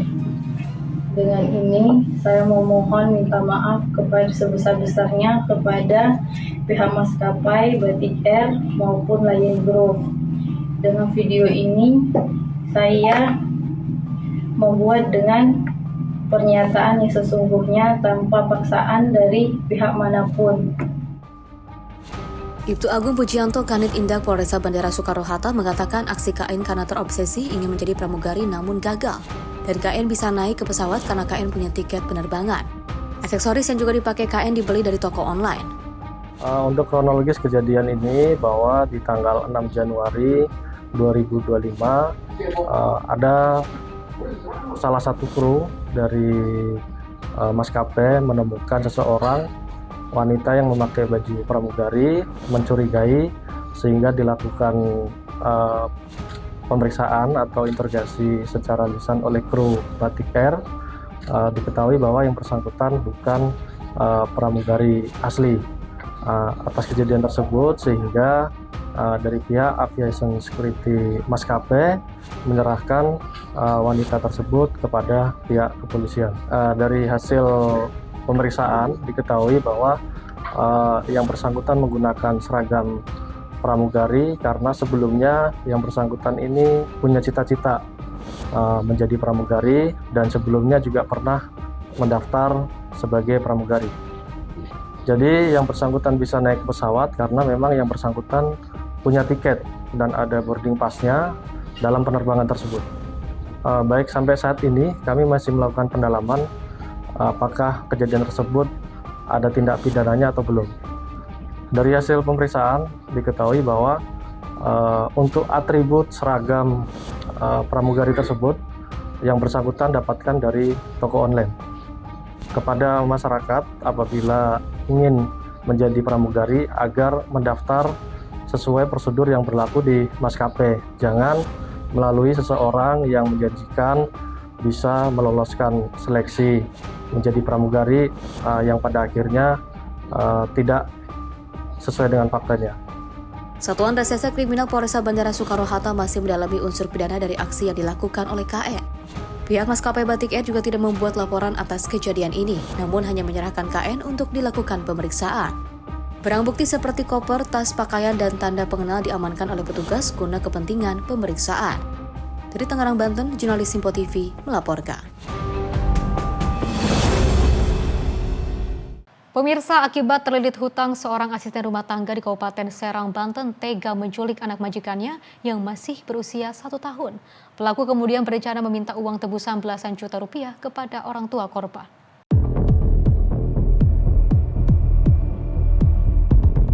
Rekaman CCTV ini menjadi bukti kunci saat pelaku berinisial HA membawa kabur balita berusia 1 tahun dari rumah majikannya di perumahan Bumi Nagara Lestari, Kecamatan Kibin, Serang, Banten. Dalam aksinya, pelaku yang baru bekerja selama 2 minggu ini memesan ojek daring untuk membawa korban menuju daerah Tangerang. Bahkan pelaku sempat membawa korban menginap di sebuah hotel untuk menghilangkan jejak. Tak hanya menculik sang anak, pelaku juga menggasak perhiasan milik majikannya dan menjualnya seharga Rp450.000 untuk membiayai pelariannya. Tim Opsnal Unit Reskrim Polsek Cikande yang juga menerima laporan langsung melakukan pengejaran. Hasilnya pelaku berhasil ditangkap tanpa perlawanan di rumah saudaranya di wilayah Kabupaten Tangerang. Dari hasil pemeriksaan, pelaku mengaku sudah merencanakan aksi ini untuk meminta tebusan sebesar 10 juta rupiah. Uang tersebut rencananya akan digunakan untuk melunasi utang pribadinya yang mencapai 10.500.000 rupiah. Awalnya orang tua korban ini dua-duanya kan kerja di salah satu perusahaan. Sekitar pukul 16.30 ketika pulang mendapati anak dan asisten rumah tangganya itu sudah tidak ada di rumah. Kemudian si korban menghubungi ke nomor HP asisten rumah tangganya, nggak bisa dihubungi. Dengan rasa kekhawatiran akhirnya lapor ke Polsek Cikande. Nah, berbekal informasi yang didapatkan, kita melakukan penyelidikan dan melakukan pengejaran sampai ke Tangerang. Nah, alhamdulillah besok harinya kita telah melakukan penyelidikan secara intensif, akhirnya bisa menemukan. Untuk dugaan motif sementara? Sementara motifnya itu karena dia itu terlilit utang. Nah, ada niatan untuk meminta sejumlah uang, karena kebetulan si pelaku ini, terduga pelaku ini terlilit utang, menurut pengakuannya sekitar 10.500.000 gitu. Selama 1 hari itu pelaku membawa korban kemana aja? Pelaku membawa korban di Tangerang, di wilayah Tangerang, dan sempat menginap di salah satu hotel. Kini balita tersebut telah dikembalikan ke pelukan orang tuanya dalam kondisi sehat. Sementara pelaku harus mendekam di balik jeruji besi dan kasusnya kini ditangani unit PPA Satreskrim Polres Serang. Dari Serang, Banten, jurnalis Simpo TV melaporkan. Selain itu, pemirsa, sekelompok kawanan remaja terekam CCTV menyerang toko kelontong dan juga sejumlah remaja yang sedang nongkrong dengan menggunakan senjata tajam di Takalar, Sulawesi Selatan. Akibat penyerangan tersebut, 2 orang remaja mengalami luka akibat terkena sabetan senjata tajam.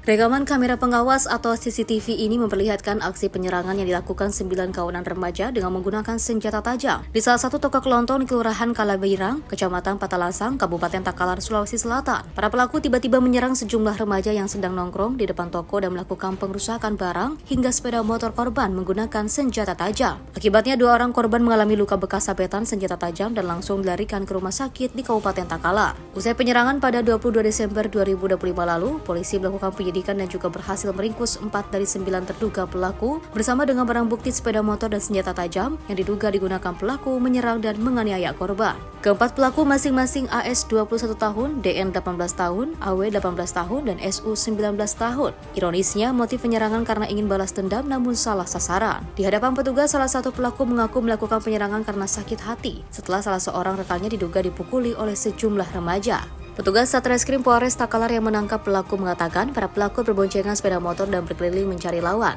Para pelaku ini berboncengan 2 dan 3 sebanyak 5 motor mencari lawan atau dia keliling patroli. Apabila dia menemukan orang, dia langsung menegur atau mendekati. Setelah itu yang menjadi korban ini? Yang menjadi korban ada 2 orang yang luka. 2 orang korban. Lukanya pada bagian apa saja tuh? Lukanya pada bagian kepala dan kaki. Pelaku ini mengejar korban sehingga mengayunkan parahnya di atas motor, kemudian menendang sehingga korban terjatuh, dan setelah terjatuh para pelaku melakukan penayangan dengan cara memarahi. Polisi hingga kini masih mengejar pelaku lain yang diduga ikut melakukan pengrusakan toko disertai penganiayaan. Akibat perbuatannya, keempat pelaku kini dijerat dengan pasal 521 dan 262 ayat 2 KUHP baru tentang pengrusakan dan penganiayaan secara bersama-sama dengan ancaman hukuman 7 tahun penjara. Dari Takalar, Sulawesi Selatan, jurnalis Tempo TV melaporkan. Pemirsa, informasi lainnya akan terus kami hadirkan usai jeda berikut ini.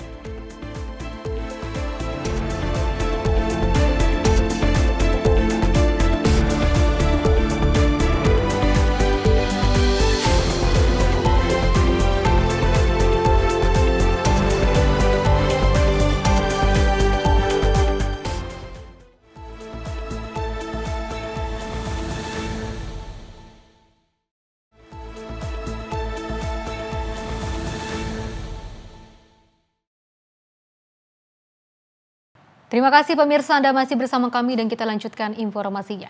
Setelah diterjang badai bencana hebat sebulan lebih lalu, kondisi terkini di Provinsi Aceh menyisakan luka mendalam bagi masyarakat setempat, pemerintah daerah Aceh hingga pemerintah pusat. Penanganan intensif terus dikejar seluruh elemen masyarakat dan pemangku kepentingan. Lalu bagaimana Aceh saat ini dan kedepannya? Kami merekam sebulan pasca di Provinsi Aceh oleh tim liputan Simpo TV, Max Munte dan juru kamera serta pilot Nirawak, Rona Bayu untuk Anda.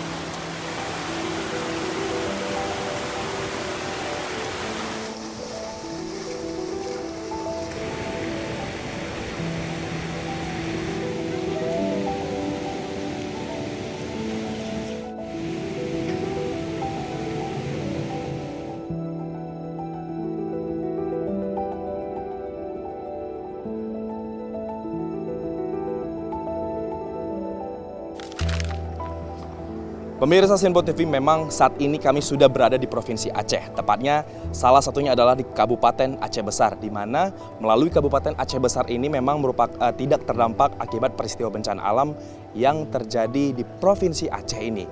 Namun dari kawasan yang tidak terdampak ini kami akan mencoba menyusuri ke titik pertama, yaitu Kabupaten Pidijaya, di mana Kabupaten Pidijaya menjadi fokus pertama kami untuk melihat ataupun menyusuri bagaimana pasca bencana yang terjadi di Provinsi Aceh, tepatnya di Kabupaten Pidi Jaya.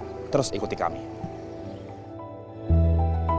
Total 540 jiwa meninggal dunia. 233.000 rakyat Aceh terpaksa mengungsi akibat peristiwa bencana dahsyat yang terjadi di Bumi Rencong pada akhir bulan November lalu.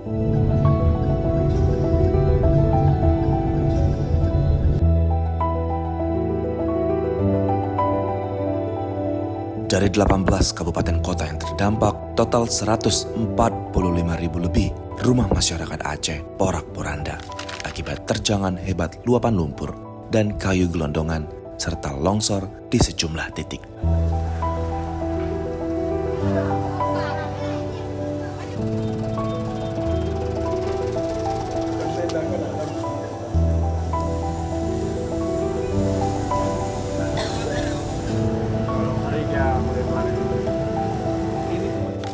Kabupaten Pidi Jaya menjadi tujuan pertama kami untuk melihat langsung bagaimana kondisi terkini yang terjadi di daerah tersebut. Melalui data Badan Nasional Penanggulangan Bencana, 29 warga meninggal dunia.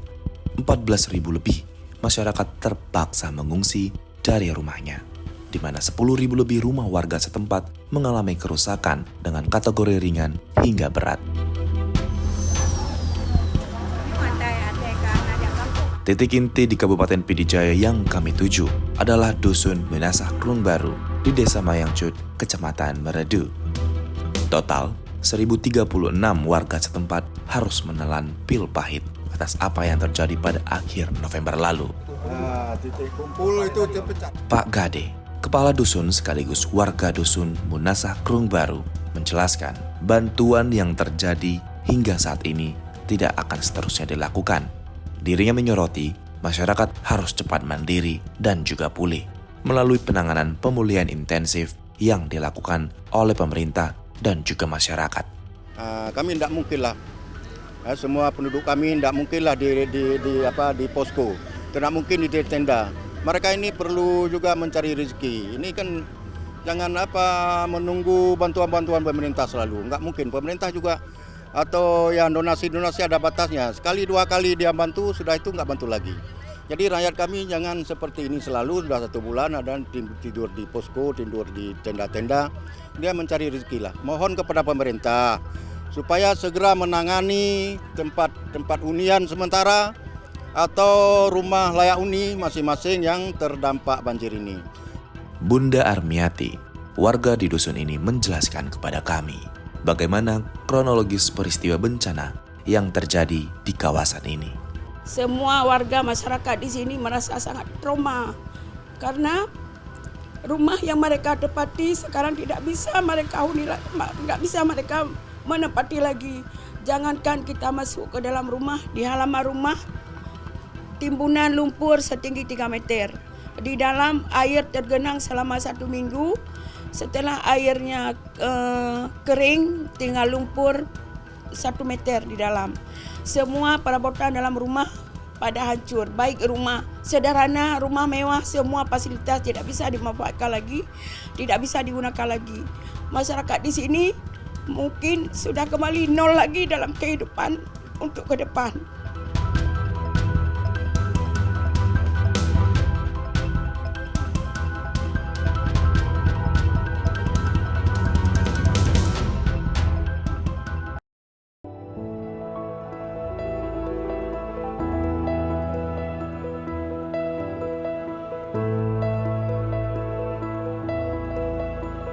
Sejauh ini, Satuan Tugas Pemulihan Pasca Bencana DPR RI untuk Aceh sepakat melakukan sinkronisasi data dan seluruh mekanisme penanganan ke depannya.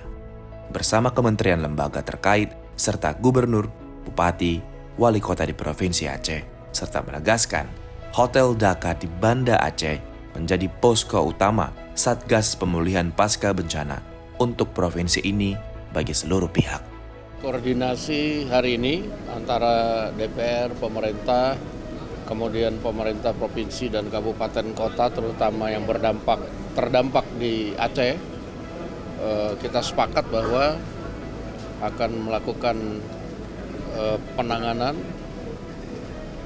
pemulihan pasca bencana ini dengan melakukan koordinasi yang intens dan terintegrasi, sehingga penanganan dengan skala nasional bisa membuat percepatan pemulihan bencana di daerah Aceh. Demikian.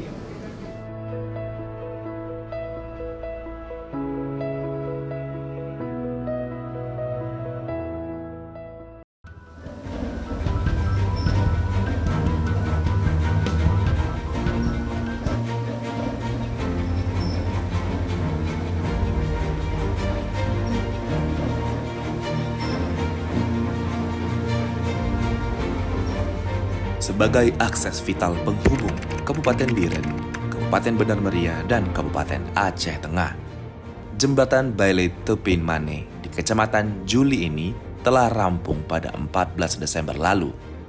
Deru isu menerpa jembatan ini, di mana adanya dugaan sabotase pengerusakan yang dilakukan oleh sejumlah oknum tidak dikenal.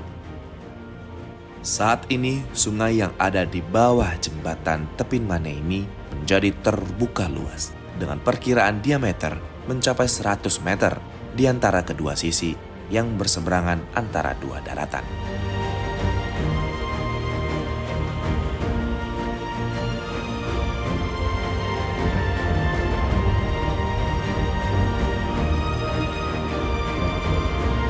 Sejauh ini, Jembatan Bailey Tepin Mane hanya dapat dilalui secara bersamaan secara mekanisme, yaitu satu ruas kendaraan roda 4 atau lebih, serta satu ruas kendaraan roda 2. Selain daripada itu, sistem buka tutup jalan diberlakukan guna mengantisipasi robohnya jembatan dan sempat mengakibatkan kepadatan kendaraan yang mengantri untuk melintasi jembatan ini.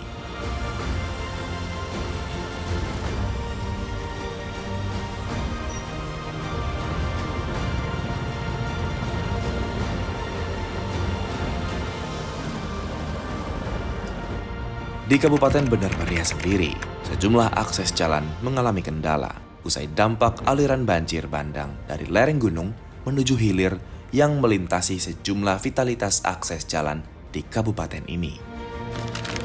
Pemulihan terhadap akses jalan ini sudah mulai dilakukan, seperti kontainer yang dijadikan sebagai penyangga sementara jembatan, guna masyarakat dapat melintasi menuju ke arah Takengon Kabupaten Aceh Tengah maupun ke arah sebaliknya menuju Biren. Dampak lain yang ditimbulkan dari akses jalan penghubung di Kabupaten Benar Meriah sendiri ini ada di titik jembatan Tenggebesi. Kepadatan volume kendaraan terus naik setiap waktunya, sehingga menyebabkan kemacetan yang cukup panjang. Sejumlah para pengendara yang hendak melintas terpaksa turun dari kendaraannya untuk dapat mengatur lalu lintas di sekitaran jembatan Tenggebesi agar dapat keluar dari titik ini. Ya pemirsa, ini memang salah satu ruas yang menghubungkan antara Kabupaten Biren dan juga Kabupaten Tengon, yang dimana memang titik saat ini memang ada di Kabupaten Benar Meriah. Saya akan mencoba menggambarkan kepada Anda, memang ini merupakan salah satu akses yang sangat vital yang dimana menghubungkan kawasan dari Kabupaten Biren menuju ke Kabupaten Takengon ataupun Aceh Tengah, di mana memang Kabupaten Benar Meriah menjadi titik yang paling vital untuk menghubungkan kedua kabupaten tersebut. Di mana memang melalui gambar yang sedang Anda saksikan ini memang salah satu jembatan utama untuk akses yang dilalui oleh para pengemudi, oleh para pengendara, baik roda 4, roda 2, dan juga roda 6 dan selebihnya, pemirsa.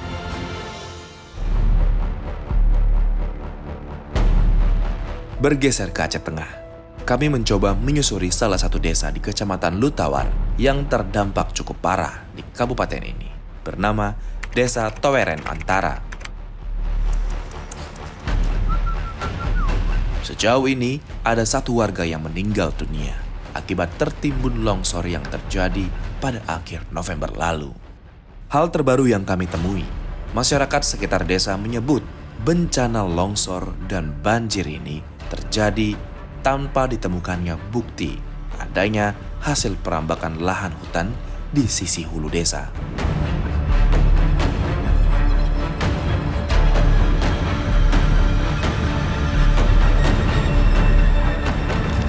memegang kendali langsung 4 desa di Kampung Toweren.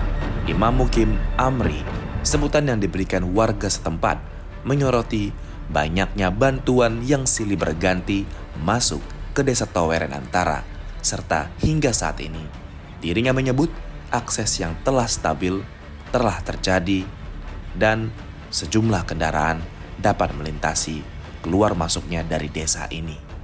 Tapi pada saat ini alhamdulillah banyak sudah bantuan yang mengalir, terutama logistik. Sebelumnya kami khawatir anak dan cucu kami tidak bisa makan, tapi pada hari ini cukup banyak orang yang mengulurkan tangan sehingga kami dapat menyambung hidup untuk hari esok. Karena kita tahu pada sawah-sawah sekarang ini banyak yang sudah hanyut. Alhamdulillah kami ucapkan terima kasih kepada orang yang telah mendonatur, terutama sekali tentang beras, sehingga kami telah dapat memberi makan anak dan cucu kami.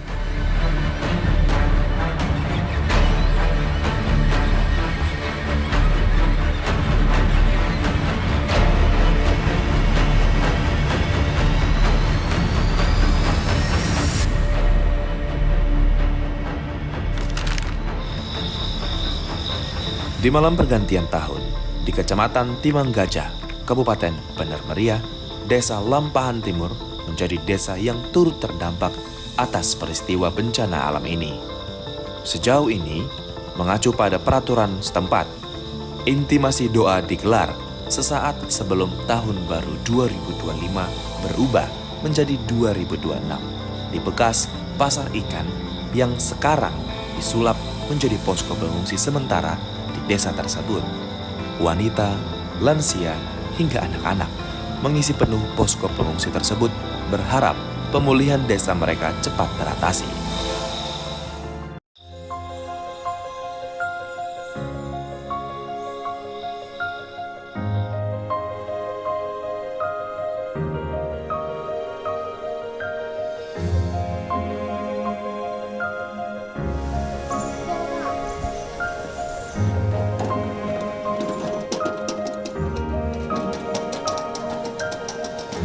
Tahun akhirnya berganti, namun pil pahit atas keadaan yang terjadi harus ditelan masyarakat di Tanah Rencong ini. Salah satunya ada di Kabupaten Aceh Utara, tepatnya di Desa Riseh Baru, Kecamatan Sawan. Masyarakat harus ikhlas menerima tahun baru ini dengan total 27 unit rumah masyarakat tersapu habis aliran sungai yang membawa kayu gelondongan pada November lalu. Desa ini merupakan satu di antara 3 desa yang paling parah terdampak di kecamatan tersebut dengan total 200 kartu keluarga. Akses jalan antara desa terputus, persawahan sebagai sektor penting perekonomian di desa ini habis tertutup lumpur yang dibawa banjir, serta tenda pengungsian yang baru bertengger sepekan terakhir di tengah desa ini.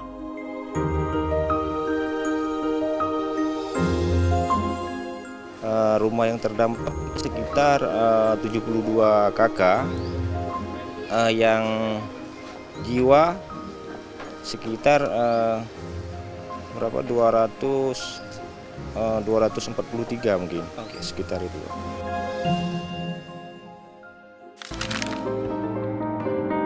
Hal senada juga turut terjadi, bahkan dengan skala dampak pasca bencana yang sangat parah. Desa Gedembak di Kecamatan Langkahan, Kabupaten Aceh Utara. Lautan kayu gelondongan bertengger di ruas sungai mati di desa ini, sehingga meninggalkan jejak trauma yang mendalam bagi warga setempat.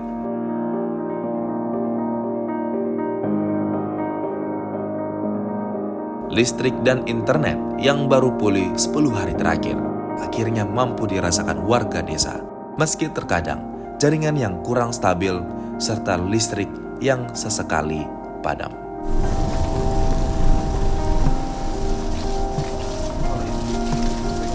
Tim yang diterjunkan Perusahaan Listrik Negara atau PLN untuk pemulihan di desa ini masif dikebut. Truk-truk pembawa pancak tiang utama hingga trafo listrik silih berdatangan agar pemasangan cepat dirampungkan. Terkait dengan pasokan listrik, apakah cukup untuk masyarakat di sini? Secara kebutuhan kami rasa cukup.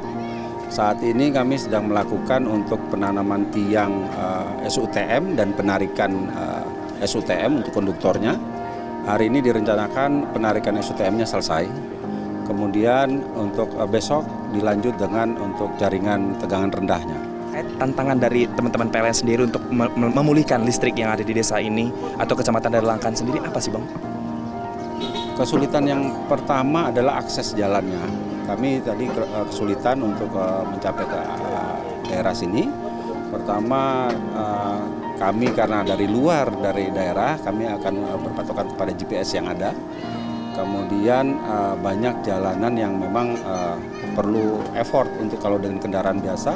Kebetulan kami diberikan dari UP3 Loksomawe, ini ada Hilux double cabin, sehingga itu sangat membantu kami untuk sampai ke desa-desa yang memang agak sulit kalau dengan kendaraan biasa. Di sisi lain, hunian sementara berbentuk papan dibangun oleh relawan setempat, serta dukungan langsung oleh salah satu kampus ternama di Indonesia, Universitas Gadjah Mada. Unit yang tadi diharapkan itu ini dalam waktu yang singkat.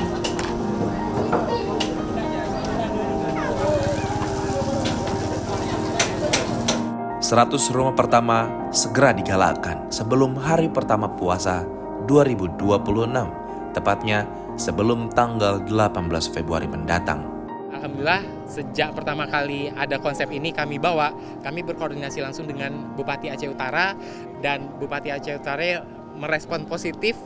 Beliau menyampaikan walaupun masih tataran penyusunan regulasi, tapi karena sudah ada yang berminat dan punya konsep untuk eksekusi, beliau memberikan izin kepada kami untuk tetap berjalan paralel regulasi disusun.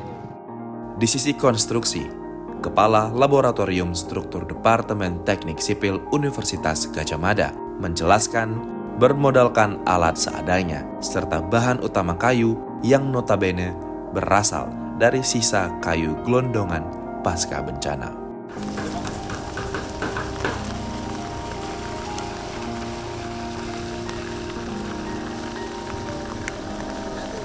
Gagasan utamanya itu menggunakan material tersedia, ramah lingkungan, kemudian menggunakan teknologi yang sederhana, alatnya hanya gergaji, palu, dan paku saja ditambah alat bor, itu sudah bisa membangun rumah ini. Alasan utama kampus Gadjah Mada ini segera menyusun konsep Huntara Papan, usai melihat kemudahan penemuan bahan material di tengah kondisi yang cukup parah. Terlebih harus menunggu pembangunan hunian tetap yang memakan waktu yang sangat lama. Semula begitu ada bencana, kebetulan tim kami ini memang beberapa pengalaman dari anggota tim itu berkaitan dengan proses-proses pasca bencana. Jadi begitu ada bencana yang besar sekali di Sumatera, karena kebetulan itu lingkupnya sangat luas ya, 3 provinsi begitu, sehingga kita memikirkan pada waktu itu bahwa proses untuk menuju ke hunian tetap pasti akan lama sekali, panjang sekali. Pembangunan ini juga menuai respon positif dari warga setempat dan juga pemerintah.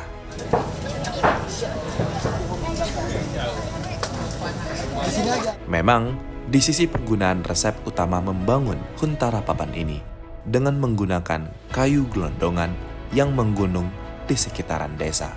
Ini ada teman-teman dari Yayasan Rumah Jakat ya, yang melakukan pembangunan di mana mereka butuh bahan bangunan ya, kayu. Nah, ini kami sediakan kepada mereka. Jadi kita kolaboratif, mereka berinisiasi untuk membangun ya, ada kerjanya, kami menyiapkan bahannya. Inilah kooperatif dalam rangka kita membangun Huntara rumah kayu. Sejauh ini langkah Kabupaten Aceh Utara di Provinsi Aceh masih melakukan pendataan cepat dan juga tanggap untuk persoalan hunian serta berbagai sejumlah bantuan yang nantinya segera dilaksanakan. Adapun dari Pemkab Aceh Utara meminta dari sejumlah daerah hingga pusat untuk menaruh perhatian dalam jangka waktu penanganan pemulihan ke depannya agar kondisi masyarakat dapat berangsur pulih. Menormalkan situasi agak sedikit sulit ini karena dengan kemampuan daerah yang barangkali ya, dan juga dengan fasilitas-fasilitas yang dimiliki oleh daerah yang sangat kurang. Makanya oleh karenanya mungkin dari harapan Pak Bupati kami ini untuk adanya perhatian dari pusat atau berbagai daerah yang lain yang ikut ambil andil untuk bahu-membahu dalam membantu masyarakat kami yang ada di Kabupaten Aceh Utara. Masyarakat di Desa Gedembak berharap penanganan pemerintah daerah harus cepat melihat kondisi pasca bencana yang belum stabil. Hal ini didasari masyarakat agar dapat meningkatkan mutu kehidupan di desa ini. Saya selaku warga Desa Gedembak berharap agar bencana ini dapat diatasi dengan secepat mungkin, sehingga kondisi yang kami alami ini tidak terlalu panjang lah ke depannya waktunya.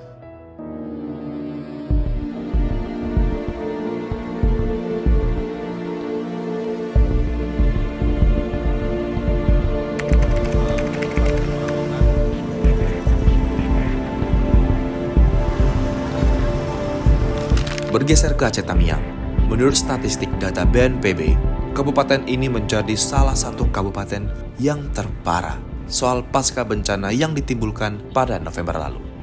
101 masyarakat di kabupaten ini meninggal dunia. Dengan total 74.000 lebih warga harus terpaksa mengungsi ke tempat yang lebih aman. Rumah mereka hancur lebur oleh sapuan banjir dengan perkiraan 37.000 rumah rusak terdampak. Berbagai perbantuan silih berganti dilakukan pemerintah di kabupaten ini. Pembangunan hunian sementara oleh Danantara Indonesia, pembersihan sisa banjir menggunakan alat berat, trauma healing bagi warga dan anak-anak terdampak, pemulihan roda pemerintahan kabupaten ini sendiri. Saat ini Kabupaten Aceh Tamiang terus melakukan pemulihan tanggap, seperti perekonomian yang masif dikebut. Sejumlah pedagang di kawasan ini tampak mulai hadir melayani masyarakat untuk memenuhi kebutuhan pokoknya dalam masa pengungsian ini.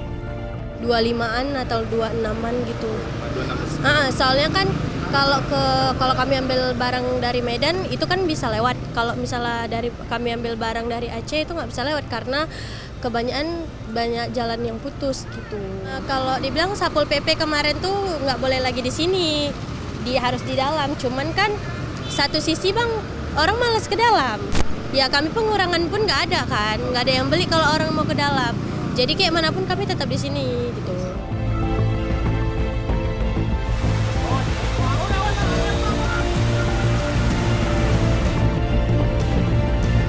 Sebulan lebih pasca terjangan bencana banjir dan tanah longsor kemarin, membuat seluruh elemen masyarakat di Tanah Rencong bahu-membahu mempercepat penanganan pemulihan. Tahun ini, pemerintah pun memberi target besar untuk sejumlah rencana kehadiran fasilitas yang nantinya dapat dipergunakan masyarakat di seluruh titik kabupaten kota, mulai dari kebutuhan primer, sekunder, hingga tersier. Setiap mata masyarakat Aceh terus menantikan berbagai uluran pertolongan tangan dari pihak luar agar kesejahteraan mereka dapat terpenuhi pelan namun pasti. Pemirsa, informasi tadi sekaligus mengakhiri jumpa kita. Saya Pesi Rahmadi mewakili kerabat kerja yang bertugas mengucapkan terima kasih dan sampai jumpa.